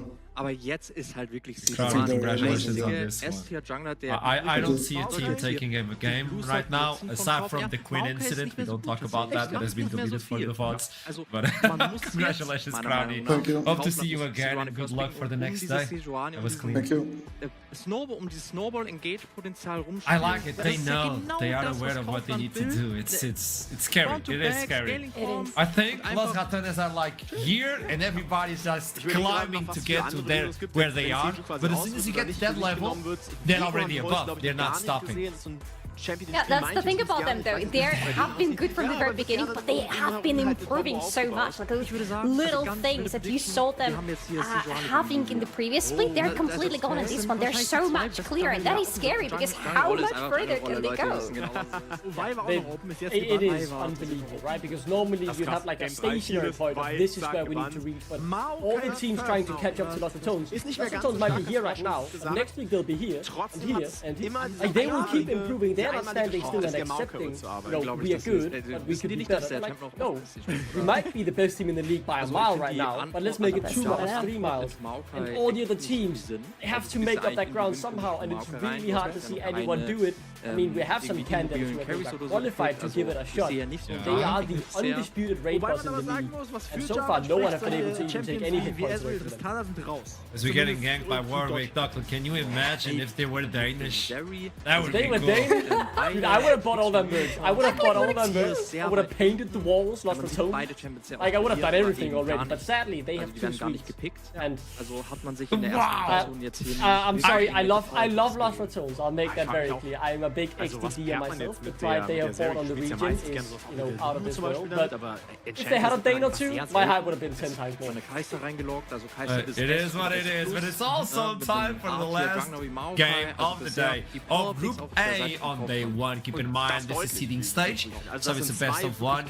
You get the seeding towards playoffs. Yeah, that's the way we roll, by the way. To talk about that, let's roll into a small break before we head on. Verdant versus Chaos. Don't go anywhere, I'll see you soon. Noch oben drauf, das heißt, du hast einen hervorragenden Backline-Dive, du hast eine hervorragende Mobility.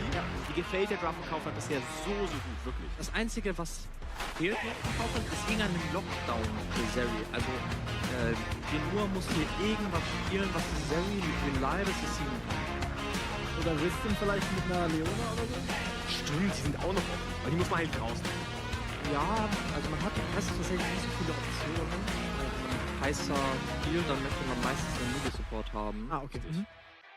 Aber du hast ja schon Maokai, ne, wenigstens. Ja, genau. Aber ich glaube, also ich denke mal, wir rechnen jetzt trotzdem mit einem Nautilus-Leona-Band oder mit einem davon, damit Unicorn selber mit einem der beiden Picks gehen können. Fairerweise, ich sehe Zeri irgendwie fast immer auch mit einer Lulu zusammenspielen, aber Enchanter sind halt selten. Also man kann, glaube ich, auch Melee Support spielen, aber meistens sieht man eine Zeri Lulu oder sogar eine Yumi. Oh ja. Zum Glück noch nicht in der Prime League aufgetaucht in diesem Jahr. Das kann sich aber natürlich ändern. Der Champ ist viable. Auch Milio vielleicht noch eine Option. Jetzt gucken wir auf den ersten Band. Das ist Nautilus, wie wir prediktet haben. So Nautilus, die Leona werden jetzt vielleicht Bands, die beide bei den Unicorns fallen. Ich habe gerade einen komplett wilden Gedanken, der mir eigentlich nicht gefällt, aber ich muss ihn mal mit euch teilen.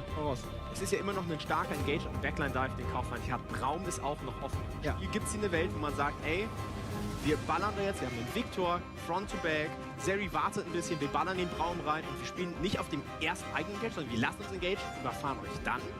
Also meinst du der Braum für welches? Für Unicorns, ja. Also das finde ich ein guter Call. Braum ist tatsächlich noch offen in der Series, aber in dieser Liga ist anscheinend Braum ein super starker Pick. Also vielleicht nimmt man den jetzt hier sogar raus, wenn man auf der Seite von offen ist. Und Leona ist tatsächlich noch offen, also man hat einen Mini-Support hier für Kaufland noch available. Vielleicht, ich glaube, sie haben selber für die Leona. Das wirkt für mich so, wenn du Nautilus bannst und Poppy und nicht die Leona, so ein bisschen, als würden sie auf R4 jetzt gerne selber die Leona nehmen. Ist so ein bisschen mein Eindruck. Aber dann würde man doch eher Leona bannen und dann Nautilus nehmen. Ach, vielleicht. Ja, aber ich meine, das ist vielleicht auch Präferenz. Ich glaube, das ist schon eine ziemliche Leona-Legende. Leona bannen. Das hätte Lulu auch. Also ich glaube, sie hatten nichts raus jetzt. Ich denke mal, sie hatten eine ähnliche Idee, dass sie nicht das Risiko haben wollen, wir wollen nicht gegen diese Leona spielen. Darum nehmen sie jetzt selber raus. Was jetzt aber Tür und Tor vielleicht für den Braum öffnen. Ja, ich glaube auch. Also Braum ist High Prio jetzt vielleicht trotzdem der Milio nochmal eine Option. Und ansonsten... Also Braum ist nice, weil, also Braum... Und nein. Macht Sears das auch? Er pickt auch Pike! Der zweite heute! Zeri Pike, haben wir das nicht schon am Antrag Spannung gesehen oder so damals? Ja, aber ich sehe zu viele Pikes hier aktuell bei uns in der Liga. Ich krieg Albträume. Also man braucht auf alle Fälle irgendwie so ein 80 Damage Share oder Toplane irgendwas, was C mitbringt. Also es kann wieder die... Nein, ist nur Hammer. Wurde blockt, oder nicht? Nein.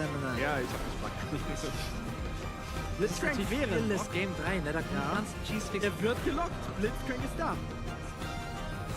Was kann man alles hooken? Naja. Ja, Zeri, Victor. Ja, fast alles eigentlich. Javan will's nicht hooken, oder? Dann steht er plötzlich hier drin. Ja, mit dem Silence, dann der Hook. Okay. Dann der Maokai, Hello Sharp von everyone, Ari. welcome back. The last game of the day is going to be Verdant versus Chaos, where I present you Hype and Bloodbath. Am besten has been the word of the day. Verdant versus Chaos, let's go! Match 5 on day 1, play day 1. Spring split seating stage. Verdant looked so good. I never thought I would say this in clean with no mistakes on the first game versus Rich Gang, but Chaos have to fight again. In Newsflash, it's going to be Zonin in the mid lane and Vayu on the top lane on this one. Duckling, you were telling me like a lot of news in the Wikipedia that goes on your brand with it's. I think it's like Denmark knowledge and then NLC knowledge. Danish knowledge, NLC knowledge. It's like a flip between. So bring the knowledge. Come on. Yeah.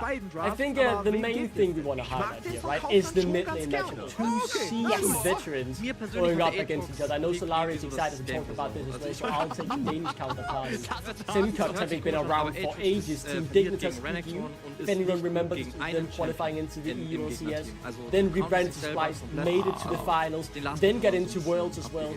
Got knocked out by TSM, disappointing, we don't talk about that. Regardless though, he's a story veteran who's been around the block and has also been in the NLC before from Scotland's talent. Okay, also wenn du das als Toplaner sagst, dass das einfach ein schlechter Pick ist, dann werden wir I das mal so hinnehmen. mean, you're right about talking about the mid lane because I think this is going to be one of those two most explosive potentially lanes because we are talking about Zorin, who is by the way back because in game number 1 of Chaos today we had a little bit of substitution situation with Turtle playing on the top lane and Vayu moving to the mid lane. In this game, Vayu is going to be back where he now, after the lane swap, belongs, and Zorin is going to be back on the mid lane. And this guy has a decade of professional competitive experience behind his belt. This is insane. He has been playing longer than some of these people have been playing games at all, full stop. Okay, I'm not getting the hype because on the first game we got to see from Chaos, it was chaotic, no pun intended. It was, yeah, but with this roster, would it be different? Should be. Hopefully it will be. Because honestly, it can go both ways, to be honest. Because on one hand we had the substitute coming in, we had their lane swap. On the other hand, the substitute coming in was Turtle, who had a really good game despite all the expectations. He shattered them all by having a really good silent game. So this game right now with the full roster finally playing, it can go both ways. Duckling, should I be biased? Vielleicht ist es auch einfach for no reason, der uns No, I think Virgin are the favorites here. I'll go out and say that. But obviously, I am a bit biased towards the 4 things, but I think they have an uphill battle in front of them. Virgin looked phenomenal in game number 1. And while I will say Chaos was a substitute, looked completely competent as well. I'm a bit worried for the top lane. Vayu has won the Nordic Championship before as a support. This is his first ever competitive game in top lane. And while yes, Verdant's top laner is not very experienced at all, 18-year-old, only played one competitive game, he absolutely dominated that game. So I'm a bit worried there for Vayu, and I think he might have a rough start as his top lane career is about to begin. I agree with Solari on a big point on this moment, which was Turtle stepped in, he did so much, but the team couldn't follow what he provided. And now Vayu is the one on the top lane. And I think on the second game, it's more of a, hey Vayu, it's your first game on top lane Spring Split. You have some big shoes to fill because your sub did a wonderful job. So either can you lead the masses and Zorin steps in and does a wonderful job as well in the mid lane, or maybe, I don't know, Turtle will leave a big like our place. Well, we have, there we go, the start is a little bit delayed. But we'll jump in as soon as possible. Duckling! Series. Start the game. Konnten in beiden, Yeah, jeder konnte in einem it is Spiel. my Come fault. on, Duckling, not for the second time Actually, today. it is my fault. auch das No, I'm in the Duell der lobby Jungler. right now. I can Top-Lane call out whoever Obwohl, is in dem guilty, Matchup but I kannst du will gar nicht not so do isoliert that. lassen. Duckling. Beide können hier tatsächlich gut zusammen. It is me. It is Aber I White who has not White pressed wieder start von yet. Jungler I am the Game guilty one. wirklich sehr aktiv werden kann. Duckling, I got scared. That's like a production already. Now, I want not best, but I want predictions before we go into Champion Wenn du halt Select. nicht zu früh objective bist, weil du Do we actually know what sides are gonna be in this game? Are Verdant playing red? Blitzcrank dahinterher. I was hoping for Verdant red side, to be honest, just maybe to see a little bit of Noodle shenanigans, because they usually happen when the team is playing on the red side, but I would still say... I would still say that Noodle is going to be the one to look at. The problem with Verdant is there are so many good people to be looking at, especially after this game number 1 when pretty much everybody stepped up. But I think Noodle, with how much he's being allowed by the rest of the team, he needs to be the talking point. Probably his Pantheon is not going to be allowed in this game if KOs have watched the previous one. But I don't think it was the question of the champion. I think it's the question of the player, and he has stepped up so much. I agree. So you telling me that the lane to watch is the jungle? Yeah. There you go, Duckling. Before we head on, quick word, come on. I like Verdant. I think they win 10 punches. Very good. Is that enough? Let's get into the draft now. I think it is. GP being removed right now. No, you have to take notice of the Gwen, of the Nafiri and all that. But also the Pantheon is up, and Verdant being blue side, that could be yet another pick. I do want to highlight yet another jungle now that we're focusing so much on Noodle, right? It's not the Nafari, it's not the Gwen, it's not the Pantheon. It is the very they banned Teemo again. Unbelievable. Another Teemo ban today. It's the Diego jungle from Zeri Pike ist nicht die, den ich im Kopf habe. Halte ich auch. Wir sind natürlich immer vieles gegen Weiße, das heißt, wir haben schon Fasche mit raus, aber ich bin bei dir. I am very perplexed by this Teemo ban.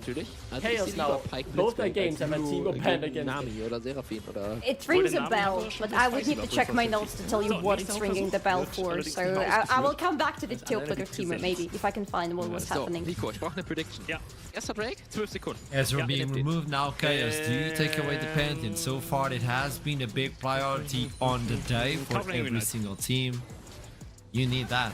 Because so far Pantheon has a really good win rate at day 1 of Spring Split. And also with that in mind, all of you back at home, love you very much and welcome to the show. I'd like to have you around here. And all of those joining in from EMEA, hey, really good work.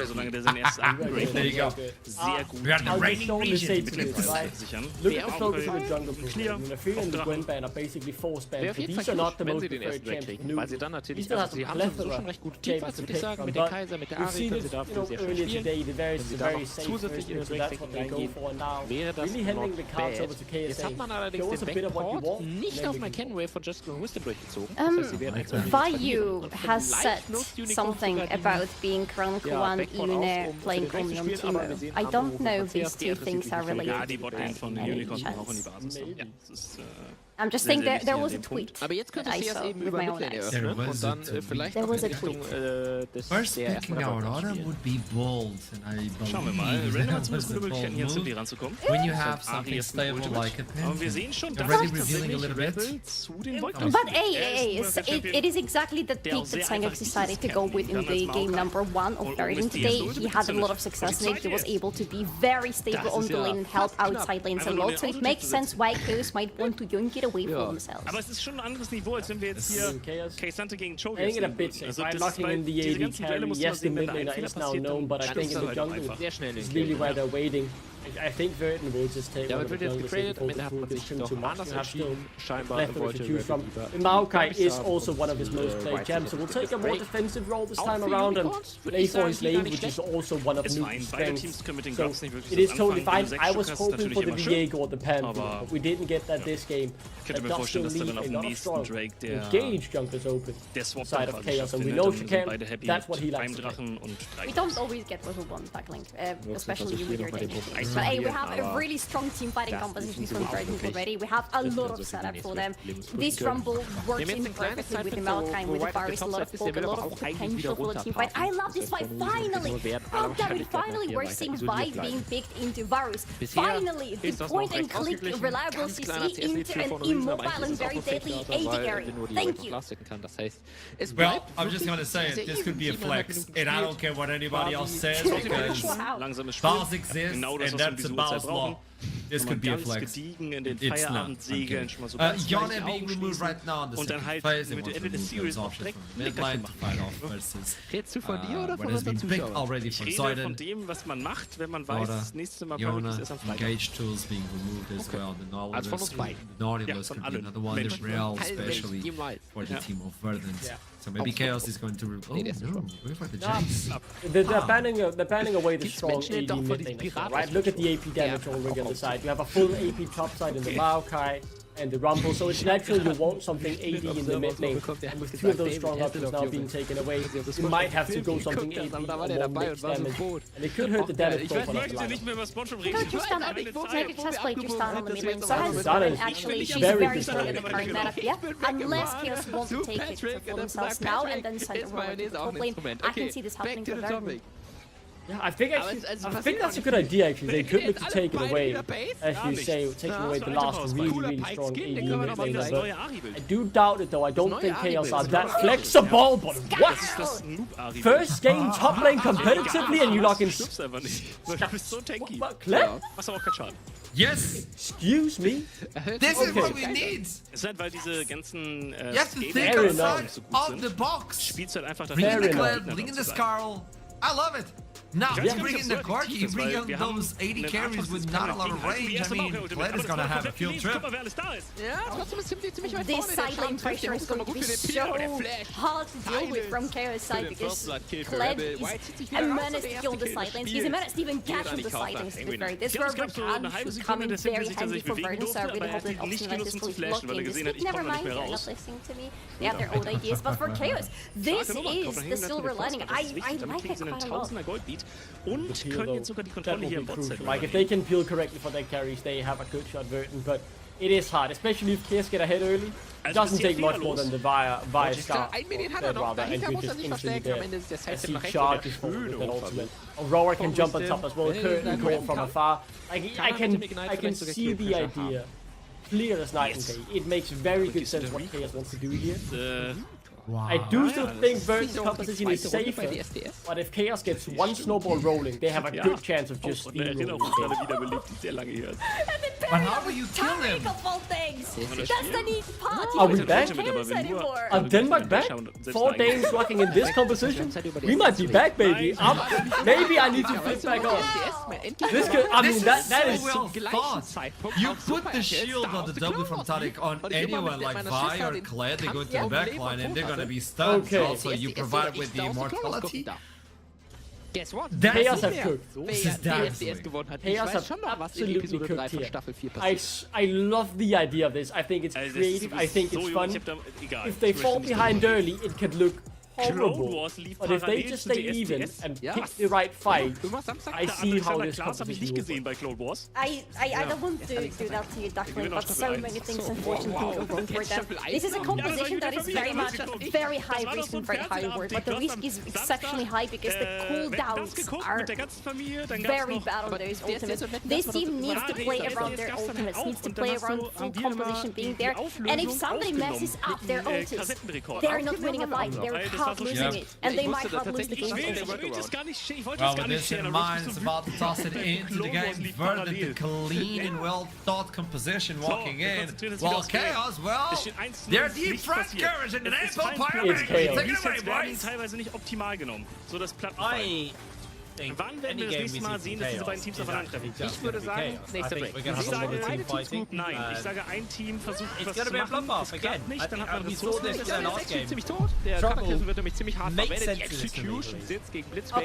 Es ist nur der Support, aber so, let me explain myself when I say I am the number one Vi's biggest freaking hater, especially in EVs. Because teams don't necessarily build around Vi in the jungle. Vi needs to do things. artillery support or body diving. Hold up. Sniller is getting dived by Verdant here. Oh, good start. He'll be fine, he'll be fine. Okay, I'll continue. So either artillery support or body diving together with her. Right here, not only does she have artillery support from Jin, who inherently is a very good champion to set up for teams that want to dive forward, but she also has body speed. The Aurora is an incredible activity with her. Not to mention, you have the lead over in the top lane, and Tarek synergizes so well with the Vi and the Kled, because you can preemptively ult them before they get into the fight, and mark them for the kills. So, I really like what Chaos have together. The only worry that I have in mind is, can they actually coordinate? Because that would be the biggest task. Yeah, I think they've drawn very well around this fight, so I'm excited to see it. I'm more excited about this Tarek. It's been a hot minute since I've seen a Tarek in a competitive game. I'll tell you what, I'll tell you one name. I'll give you one name. Okay? Bravado. Oh my word. Oh my word, I forgot about Bravado. Xmati and Bravado bot lane. Fnatic 2020, I want to say? Pretty sure Fnatic 2020, yeah. I cannot, it's been so long, I can't remember. Nice to see this from Shackle, going straight from their red to the blue. I believe they could have been seen, I didn't see what Pathmaker, but for the fact that Noodle's not immediately going for the red side, this may just be a little rough here for Noodle, actually. Yeah, I didn't see exactly what happened on the pathing. Was vor allem auch 1 CS Unterschied. So, Start from 480 zu 4900. I think what's happening right here, I feel like Shackle actually tried to evade the gank with the top side because Vi is scary. So, he had priority for me, he had priority for bot lane. Again, he definitely do want to be taking into 2 versus 2s. Rumble is not strong in the early, especially when you have Scarlet's chicken up top, and you get passive and you can basically double lives. Aurora plus 5. Very strong 2v2 in the mid lane in comparison to Porky and Maokai, who are looking to scale, do a little more attacking, do a little more damage on the Porky as well. So I feel like that was a pretty good dodge right there. And Shackle so far, good pathing from him.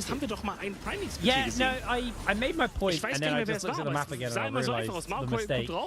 Nobody actually walks away with a large advantage as the other on junglers here because they both took the same map carries. So actually, it's not quite as big as I thought it was. The difference though is now, where does this lean? Where does this put the power? Shackle is obviously playing towards the top side and is going to be looking to attack top and obviously the mid as well. Where on the other side, you can see the Noodle potentially looking for any bot lane shenanigans. He's not going to be stolen on the crab here, but may get caught out by the Dazzle into the deadly flourish. Chaos just rotating their whole team down towards the bottom side. Zoran gets caught if they go in for the invisibility, but they're going to be able to walk away from this one nice and safe. That was a little bit painful to watch because Raya uses W right on top of Sniller. So the CC overlap, so Shackle and Zoran didn't necessarily have the time available to them to get there to do it.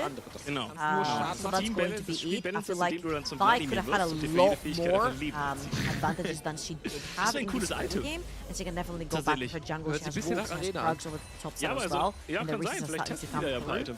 However, again, the biggest task and the biggest ask for Chaos is, can they coordinate well enough? Because this is a very coordinating heavy position. Is able to break away. They find the knock up onto Obstinatus. Fourth shot comes in. Right, a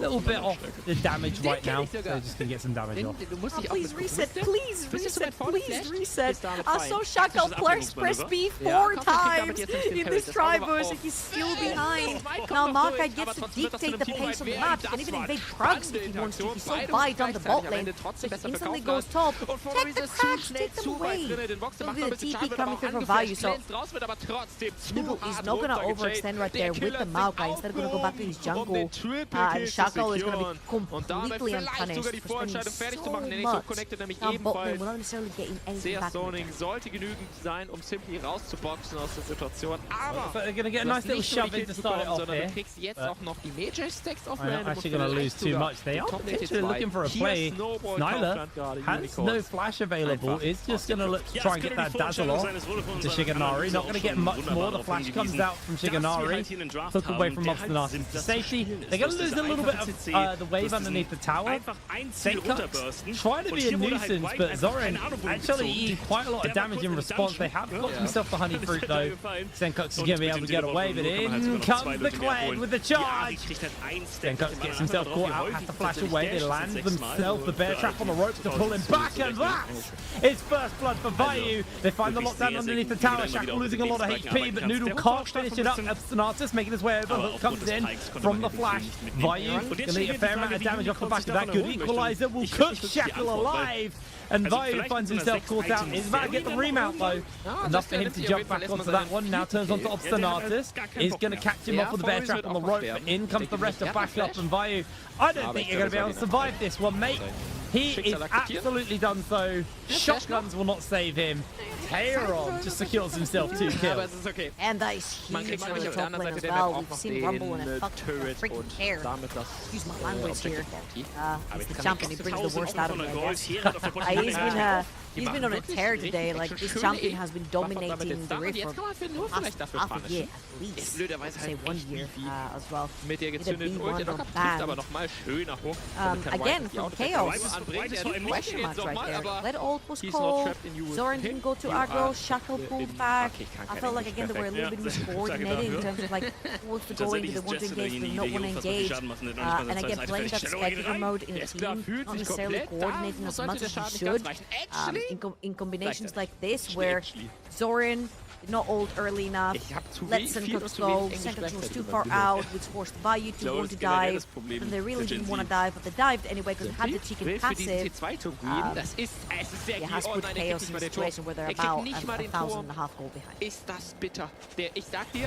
We're losing a lot of HP. Snyder goes down in the middle of that. Change of corruption, CC chain, you're dead. This is the problem with Tara, because he's quite susceptible to getting blown up. Ohne Minions ist krass. Aber 28? Kind of like Fresh, where he's like a pseudo tank right here. Zoran doesn't have the ult, locking down. The chain missed as well. Ja, stimmt. He'll get a bit of damage off. Vayu about to lose his mount there. The rocket. Obstinatus making his way over. Only got level 5, no Hex Flash. Can he land the hook is the question. Zoran is going to be the target. There's the lockdown. There's the kill. And now they're turning onto Vayu as he is about to remount up. This could be the turnaround from the Kled. The healing has come in. Obstinatus will go down. Shackle secures the kill. Noodle now being chased down. Charge forward. Noodle tries to buy some space, but there is too many people around, and Vayu secures his second. Great turnaround here from Chaos, picking up a few kills for themselves, especially getting Vayu on 2 kills over in the top lane. Taeron secured 2 for himself. However, nothing goes unpunished in this game, and 3 tower platings are going to sip over to the side of Verdun, and I really want to see how much the gold difference is. Not necessarily much right now over on the top lane, 400 gold, all the tower platings that went down, and the 2 kills over to Rumble. Vayu did manage to catch up with those 2 kills and managed to pick up those map. But again, that was a pretty good play from Verdun. They punished. Over here, Chaos do have to catch up on a few waves. That bottom is under power. Chaos is looking to establish some vision for the map. That's first target. Denn der fällt jetzt. Es ist ein Buff, mit dem man hier arbeiten pressure kann. right now, but Noodle is also making his way over, just securing his red buff, and it's like nobody's quite willing to pull the trigger on any of the objectives right now. Instead, essentially setting up for a gank to secure himself the numbers game. And interesting to see, because Grog's obviously not spawned up yet, so you can't just trade objectives like we've seen quite a lot today. Chaos are going to start this. We could have an objective fight very early in this game. Senkux making his way over. Obstinatus hasn't got 6 yet though. There's going to be the ultimate from Noodle, looking for the lockdown. Shackle opening up onto Senkux. Senkux has put a lot of distance between him and everyone, as Zoran is taken down by the arcane smash. Senkux just able to solo Shackle in the middle of it as the depth charge lands onto Snilla. They're taken out. Senkox gets a double kill.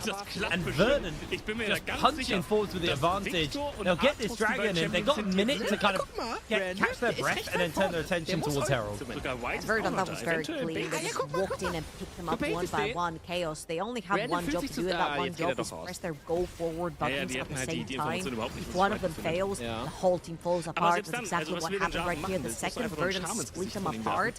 This was not Chaos' fight to fight right there. They overextended, they overcommitted, and they ended up getting one by one. And top lane, Port Tayron has been pretty smooth sailing so far, because it's been pressuring the waves back and forth into fight. They're really managing it incredibly well. Old lead already starting to grow to a pretty obscene amount, actually, considering we are just over the 11-minute mark. 19,000 gold to 17,000 gold. First items already starting to come in. Double Leandries on Noodle and Tayron. That's going to speed up. But firstly, Noodle's clear. And we're able to really cut through these camps at this point. Now, it looks like Chaos is setting up for something onto Tayron. Tayron with that ultimate, though, not a big wave to crash in. This could get really dicey for them. As Vayu under a similar threat, except Jungler not quite in the area. Instead, I think Noodle's going to turn his attention towards those grubs for this dive. Looking to be set up onto Tayron, but That's a level 5 he's going to be able to Taric. melt through this tower. That's a level 5 Taric and no wave to dive with. That is a lot of valuable time wasted. 6 Void Grubs are going to be taken and top them up for Verdant. And if they were not already hammering those towers, now they're going to be chipping through them super fast. Having the Porky plus the Varus right here, Chaos are a little bit behind the play and unfortunately haven't had the chance to make that Vi plus Aurora duel work so far. And I don't want to be a pessimist, but Vi in the mid to late game, when she's falling behind, this is the work.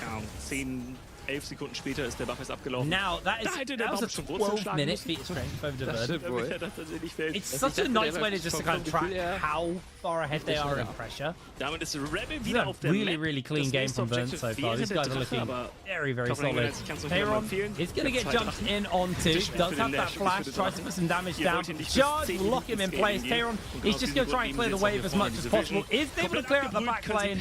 May even be able to get another couple there. Gets a bit of damage onto Zora, who gets the shutdown. They're not going to be able to follow up with much more, just due to how much of the wave got cleared.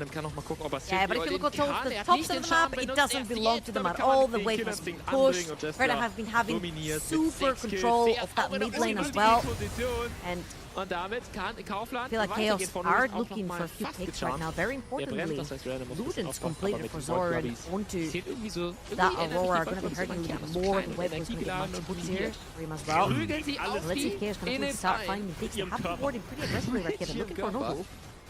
They've got the tether between the two. Shackle able to steal away the camp. Noodle going for the fight. Stuns available. There's the dazzle into the interrupt. They're going to throw down the ultimate as well to keep them alive. Shackle got that survivability to work with, but what an ultimate from Noodle means that he's completely shut down. Burning to the Leandries is Siganari able to secure the kill. Still next up on the menu. Verdant. They just didn't even look scared about that play. Just able to push through. Oh, I feel so bad because these are the vibe plays that make me not want to see Vi ever again. Vi tried to clear the wave right here, but there's 3 members from Verdant and a Gromp, and it's not going to be for this world much longer. Doesn't even get to remount. It's going to go down together with the other ones. 303 Shiganari on this Varus now, and Verdant have showed a really strong face today throughout the entire day. Which makes it that much more exciting looking forward to the Verdant versus lots of potential matchup. Shiganari said, we didn't have time to practice much, but by the time the two of them played, we would have probably had some time. Senkox, far forward. Senkox is definitely caught here. They're trying to Hex Flash over, come in for the save. Senkox is still alive. Shiganari putting some serious damage down. Teleport's coming in. Senkox flashes over the wall. Tayron comes in, and that equalizer was absolutely beautiful. Sniller burning down to the Leandries. They are able to get the shot. Senkox is taken down, but Shiganari will revenge him, taking him out. Sniller low. And here comes the charge onto Shiganari. Tayron looking for Zoran. Will be able to cook him.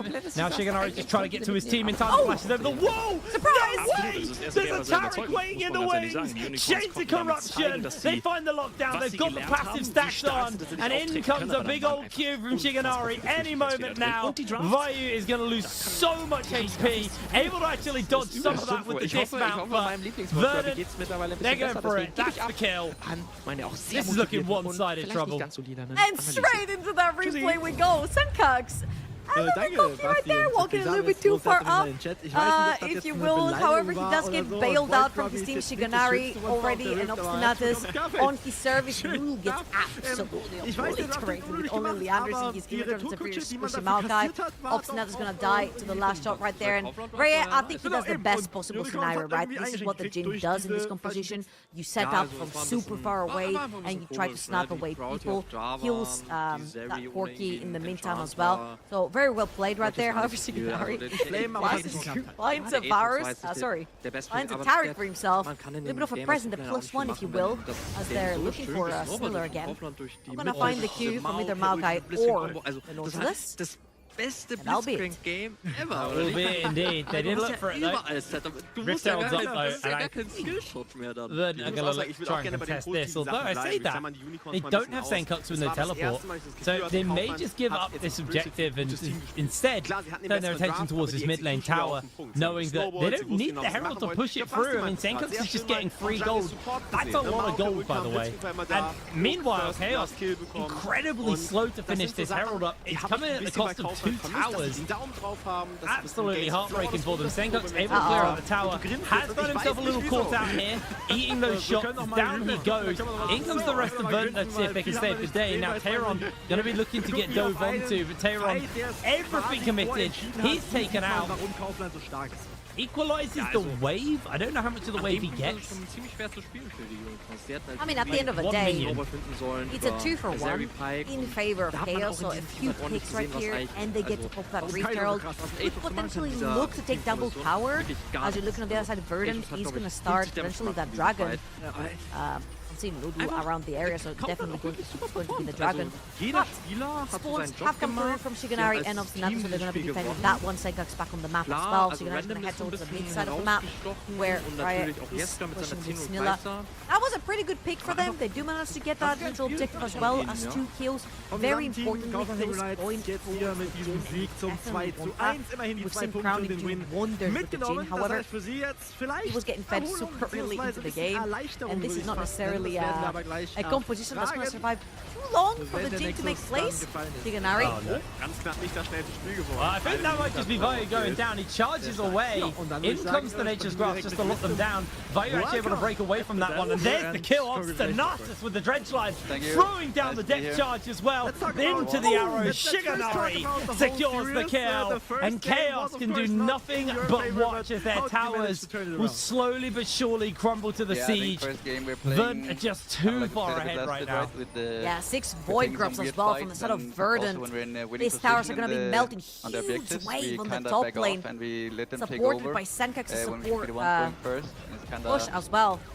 Sorry, takes a Q to the face. HP and Obstinatus. That's all she wrote.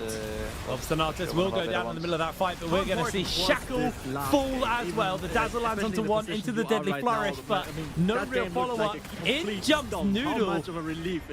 The teleport's coming in. They're going to pull the curtains down as Vayu trying to find the opening. Venge up on a rope is going to connect onto Senkux. Senkux gets caught, but Noodle comes in for the backup. Senkux continues to fire away the extra bits of damage. Noodle going low, the arrow's doing so much. Shiganari gets caught out by the Dazzle, but it matters not, because that is Chaos collapsing to the side of Verdant. Yeah, Verdant is kind of slapping them in the face with extra items, and honestly, Shiganari, what a performance on this Varus. 10, 0, and 8. And Blood Cold, as you can see his camera as well. He doesn't care, he just wants this game to be finished. Wants this game to be over. Few question marks I will say so far in this game about Senkux, but I feel like A lot of the overextensions have come from like all the confidence of being ahead, being able to capitalize. We saw the pike, and I was having like, basically just a better pike, I right? think a gold difference so right here. These are things that obviously you're going to have to go back and board review potentially, because you cannot make these mistakes versus Los Ratones. You'll give them one kill, they'll take your entire map. I feel like these games are sort of leading up to it as I feel like this game is as good as gone for Chaos, unfortunately, right here, haven't been able to secure themselves a win so far, and this doesn't look like it's going to be the case either, as they have pretty much two waves that are really pushing towards them. Sniller, he's gonna get stuck, he's gonna get killed. Working together, and he's just popped. We couldn't even switch between us, he was just dead. There's almost, these kills are almost so efficient, but now Senkup's flashing away from the deadly flourish, puts a whole heap of damage in Araya. I think he that brings is a lot, one like, fed his Corki. He's had lane, 2 his tier 2 towers. They're overall, 700 gold each. mid-late game. He's had It's, so like, much helping gold us from out a lot towers as a this team. game. Oh yeah, another thing in the Atakan as well. They want to take as much as possible from the map. I think it's going to be the Runes one. Like overall, like Extra XP for everybody, as if Verdun needed this. That is now an 8,000 gold lead and brewing but for overall, the side of it's Verdun. really great to And play with him. I think he's a really great player. I'm just trying to wrap my head around this because I feel like Chaos didn't really have a chance, especially also with that victory right now. There's a bright future ahead of Kaufland. So many of their clicks were just work to do. not coordinated enough to there's a make lot of the work to do CC still for stick sure. I think matter. the second I feel game like was we've been not clean talking as well, all day right? about landing CC, we have started layering to get better it results properly, in and I scrim, feel like it really matters, especially when you play a team like that wants to go more all stuff in. that If we you can cannot replicate coordinate game by properly game. and one link is not connected to I think another, we're for sure the improving chain every is just single gonna day, fall so apart. I have high And hopes for unfortunately, us has still. been the case for Chaos. To be They the have team that showed we a expect it to lot be and that people expect us to be. of good stuff so So I far, hope this so win will possibly give us with the confidence so practice, we can, more like, things are start going to rolling happen, the maybe Fox snowball and and we others. can, Ace checks be a here. force in the Yeah, I don't know if that's going to be enough. They throw the dazzle down. They are going to get the ultimate Oh, on as well. That equalizer is melting everyone in Chaos. The time of the ult is over, and Tarek offers nothing. Verdun getting the absolute rundown of the century. Zoran will fall. A double kill for the Rumble, a double kill for the Varus, and only Riot will remain. The biggest problem that Chaos have is NLC splits are fairly short if you're a bottom team. Unfortunately, you don't get much time in the league. We go straight into playoffs incredibly quick. And they're going to have some serious work ahead of them to make a lot of growth in a very small period of time. Well, this will be a very quick season for Chaos again. Yeah, well, what's been some quick series though for Verdun is this one and the previous one they played. A very clearly good day for the debut of Verdun, bringing new players into the roster. I'm not wrong, only Natos remaining from the previous one in winter, and usually when teams restructure so much in a composition of players, it's just so difficult to sort of find things that click together, and Verdun so far have been showing up and showing off. And right here, Chaos tried to press the buttons all together, and it was the right idea technically to be able to burn through that Nautilus. Oh my god, this bubble absolutely destroyed them. It's just a matter of everyone is under leveled on the side of Chaos. Whether they press the buttons or not, they just die instantly. This fight is a non-factor at this point, and there's a 12-0-11 Varus on the other side of the goes up. So let's just get items diff right now and levels diff. Take the flower! They don't need it. Just take the flower, man. You're under level. Take it. Oh, actually, they really do need it. They do need it, yeah. They really need it, but I don't think it's going to matter. Verdun probably setting up for their final siege here. They've got waves pushing on multiple fronts. This tower will not be long for the world. All inhibitors down. Excuse me, I would need my Vi to pull back in base. SOS. Yeah, they're still doing Dragon. They've only just finished the Dragon up.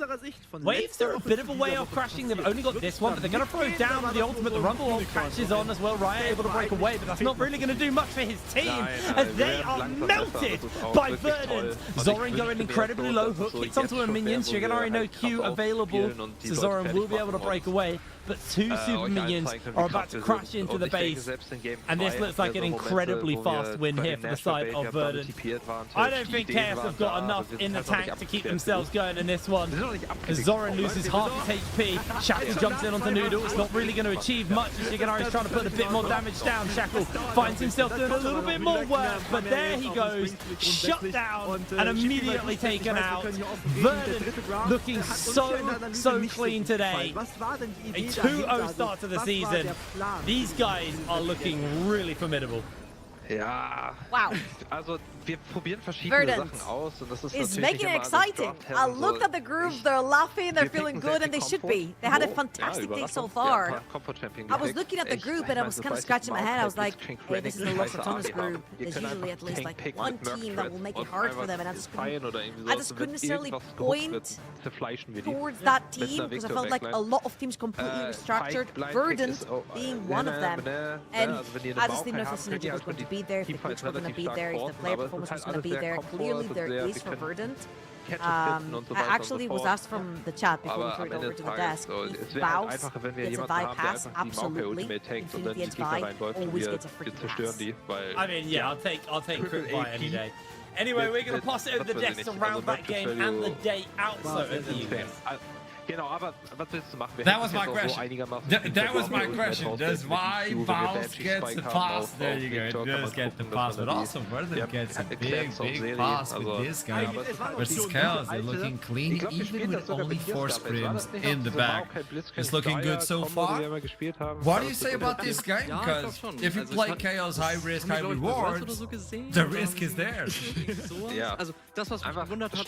Can I just say one thing? Because we had Shigenari on the interview today, and he told us that we should be looking at the top lane. And while we should be looking at the top lane, and we will have to talk about Taron having such a great performance today. Shigenari was exceptional, and it was such a joy to look at him in the team fights because he was clean. He's very clean with his positioning in those fights. He's very clean on what exactly he is to be doing. And even that Vi that I was having so much hope about when I saw him in the draft, Trouble did slender me, and she was absolutely right that Vi did not live up to my expectations, and I had too high expectations. Du machst EQ und all solche Geschichten, dann holst du Merc Threads, dann holst du was weiß ich nicht. Wir sind jetzt Black Cleaver Second gegangen, hätte vielleicht ein Kenny Brooker gerne gesehen, wenn wir nicht 32. You have been hit by the curse. I've been hit by the trouble curse. My whole day just went apart. That's unbelievable. Regardless, though, I thought it was a phenomenal game there from the side of Verdant. I think, yeah, as you guys have already said, when you're Chaos and you draft this sort of competition, it's high risk, high reward, and when you don't get the reward, you take the risk, right? And you just get absolutely rolled over. It was fun, but what saddens me is they never really got the fight. This is where you thought they still had a chance if they could win this fight in particular about 50 minutes into the game. Catch out the opponent's mid laner. But sadly, they didn't have enough damage, and you know, Verdant. It's a very good position for Verdant to have a fight at because Chaos want to keep their backlane as far as possible in their front. They pretty much want to have a front to back here, right? In this piece of the jungle, in this part of the jungle, it's not possible. And Verdant make sure that it's not possible for Chaos because they have absolutely no problem just going around the walls and getting into the backlane of Chaos, not letting them regroup or just to think straight in this team fight. Really pulling through here in the end in a difficult position. I will say that fight was close to going to Chaos's way, but it felt like to me when that fight was over and it was won by Verdant, the game was decided as well. You can see this pretty much outside of that, just the staple goal graph and the goal was scoring. Chaos, that was fun to see, but it didn't feel like we really get to see what they could do as this composition. As soon as they lost that fight around 15 minutes, there was no this moment Verdant are going to finish the day with a good score, with a 2-0, tying them up versus LR at this moment. We talked about it previously on the interview with Shigenari, and they look comfortable even with little to no experience, let's call it this way, at least together the team is at least clicking together, and that's a good sign for Verdant as they look as one of the top teams right now for the NLC. Obviously tomorrow we're going to look into Group E, and we have have other sharks over there waiting to bite on the enemies. But for today, LR and Verdant, at least in my opinion, have been the ones sticking out. And obviously, LR were supposed to do though. Verdant, I was like question marking them. I'm really happy with the result they provided, even with so little experience together. That's my biggest takeaway from today. That they were able to do this with only 4 games of scrims. Just very shortly before we head over to Senka to talk with him about it. I do think the fact that they showed this level today with so few scrims, it shows the floor of this team is very high. And that's what really excites me, because they looked very confident and very dominant in both games. And if they've only had 4 scrim games together, imagine what a few weeks together will do. I think there is a real potential in this team, and I think their side should be set on Copenhagen. I'm excited to see what they can do. Oh, okay, we're getting some leaks right now. Let's start with Senkax to begin this one. There's an interview with him. Welcome to the show! That's a good start. Welcome to this one. Thank you. Hey, Senkax. 4 scrims before you start with the team on competitive? Boss. It's chill, no? Some chill. It's really chill, isn't it? And how are you feeling with the team so far? I'm quite happy actually. I feel like even yesterday I was, when we had our first scrim, I was quite pleasantly surprised. I mean, I knew it was like good players, right? But I think actually just, I mean, the like natural synergy, like it just flows a bit better, you know, than some of the other teams I've been on lately. So yeah, it's quite nice. What has been the biggest surprise on this long road of scrims for the Verdant? What has been your biggest surprise within this roster? It's way too early to say, man. I don't know. I mean, I think my top lane is probably like the one where I didn't know much about it, but he's actually been performing really well, and he's a super nice guy, so I'm looking forward to some more scrims with him as well.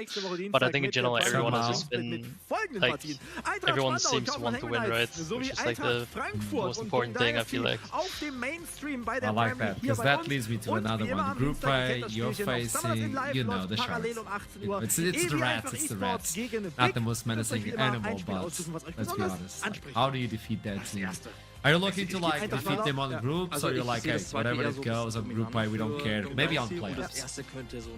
Yeah, I mean, we have to be realistic, like it doesn't matter too much. Obviously I would love to beat everyone right now, but to be honest, it's about playoffs, right? Right now it's just one game at a time. I mean, today was a good day, so it's looking good. So how has been the shot calling? Are you the one taking control of that with all your experience?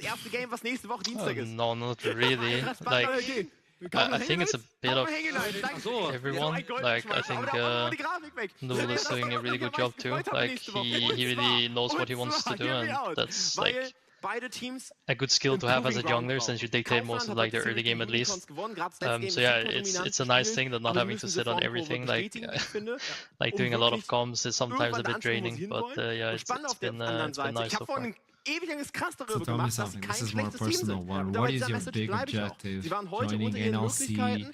Obviously there's a lot of attention, EMEA Masters winners. What's your big objective?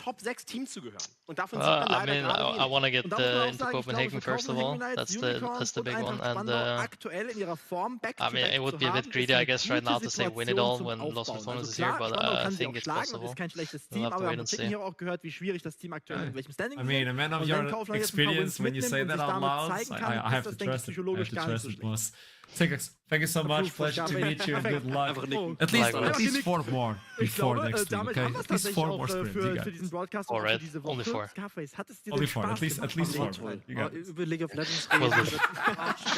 I'll see you soon, man. Pleasure. See ya. There you go, they're looking clean. You know what I got from that interview though? He said, when we scrimmed yesterday. So the 4 scrims were yesterday, by the way. That's a good way to get ready to this split. That is a insane turnaround, right? Absolutely incredible. What I really like to touch upon there, one of the motivations, I think, with so many, and I know this will be more Denmark-centric talk, but I think it is a real point, especially for the games. It is very rare that we have big lands in Denmark. We've had one, EULCS Final Spring 2018. Only 3 Danes managed to attend. Someone like Senkox, who was playing in the EULCS at that time, definitely must have been, you know, wanting that experience. No, Venom Chris, Copy was at that final finals in Copenhagen, and I'm sure he as well is thirsty for more as a big land for the first time in 8 years, 7 years. Is about to return to Denmark.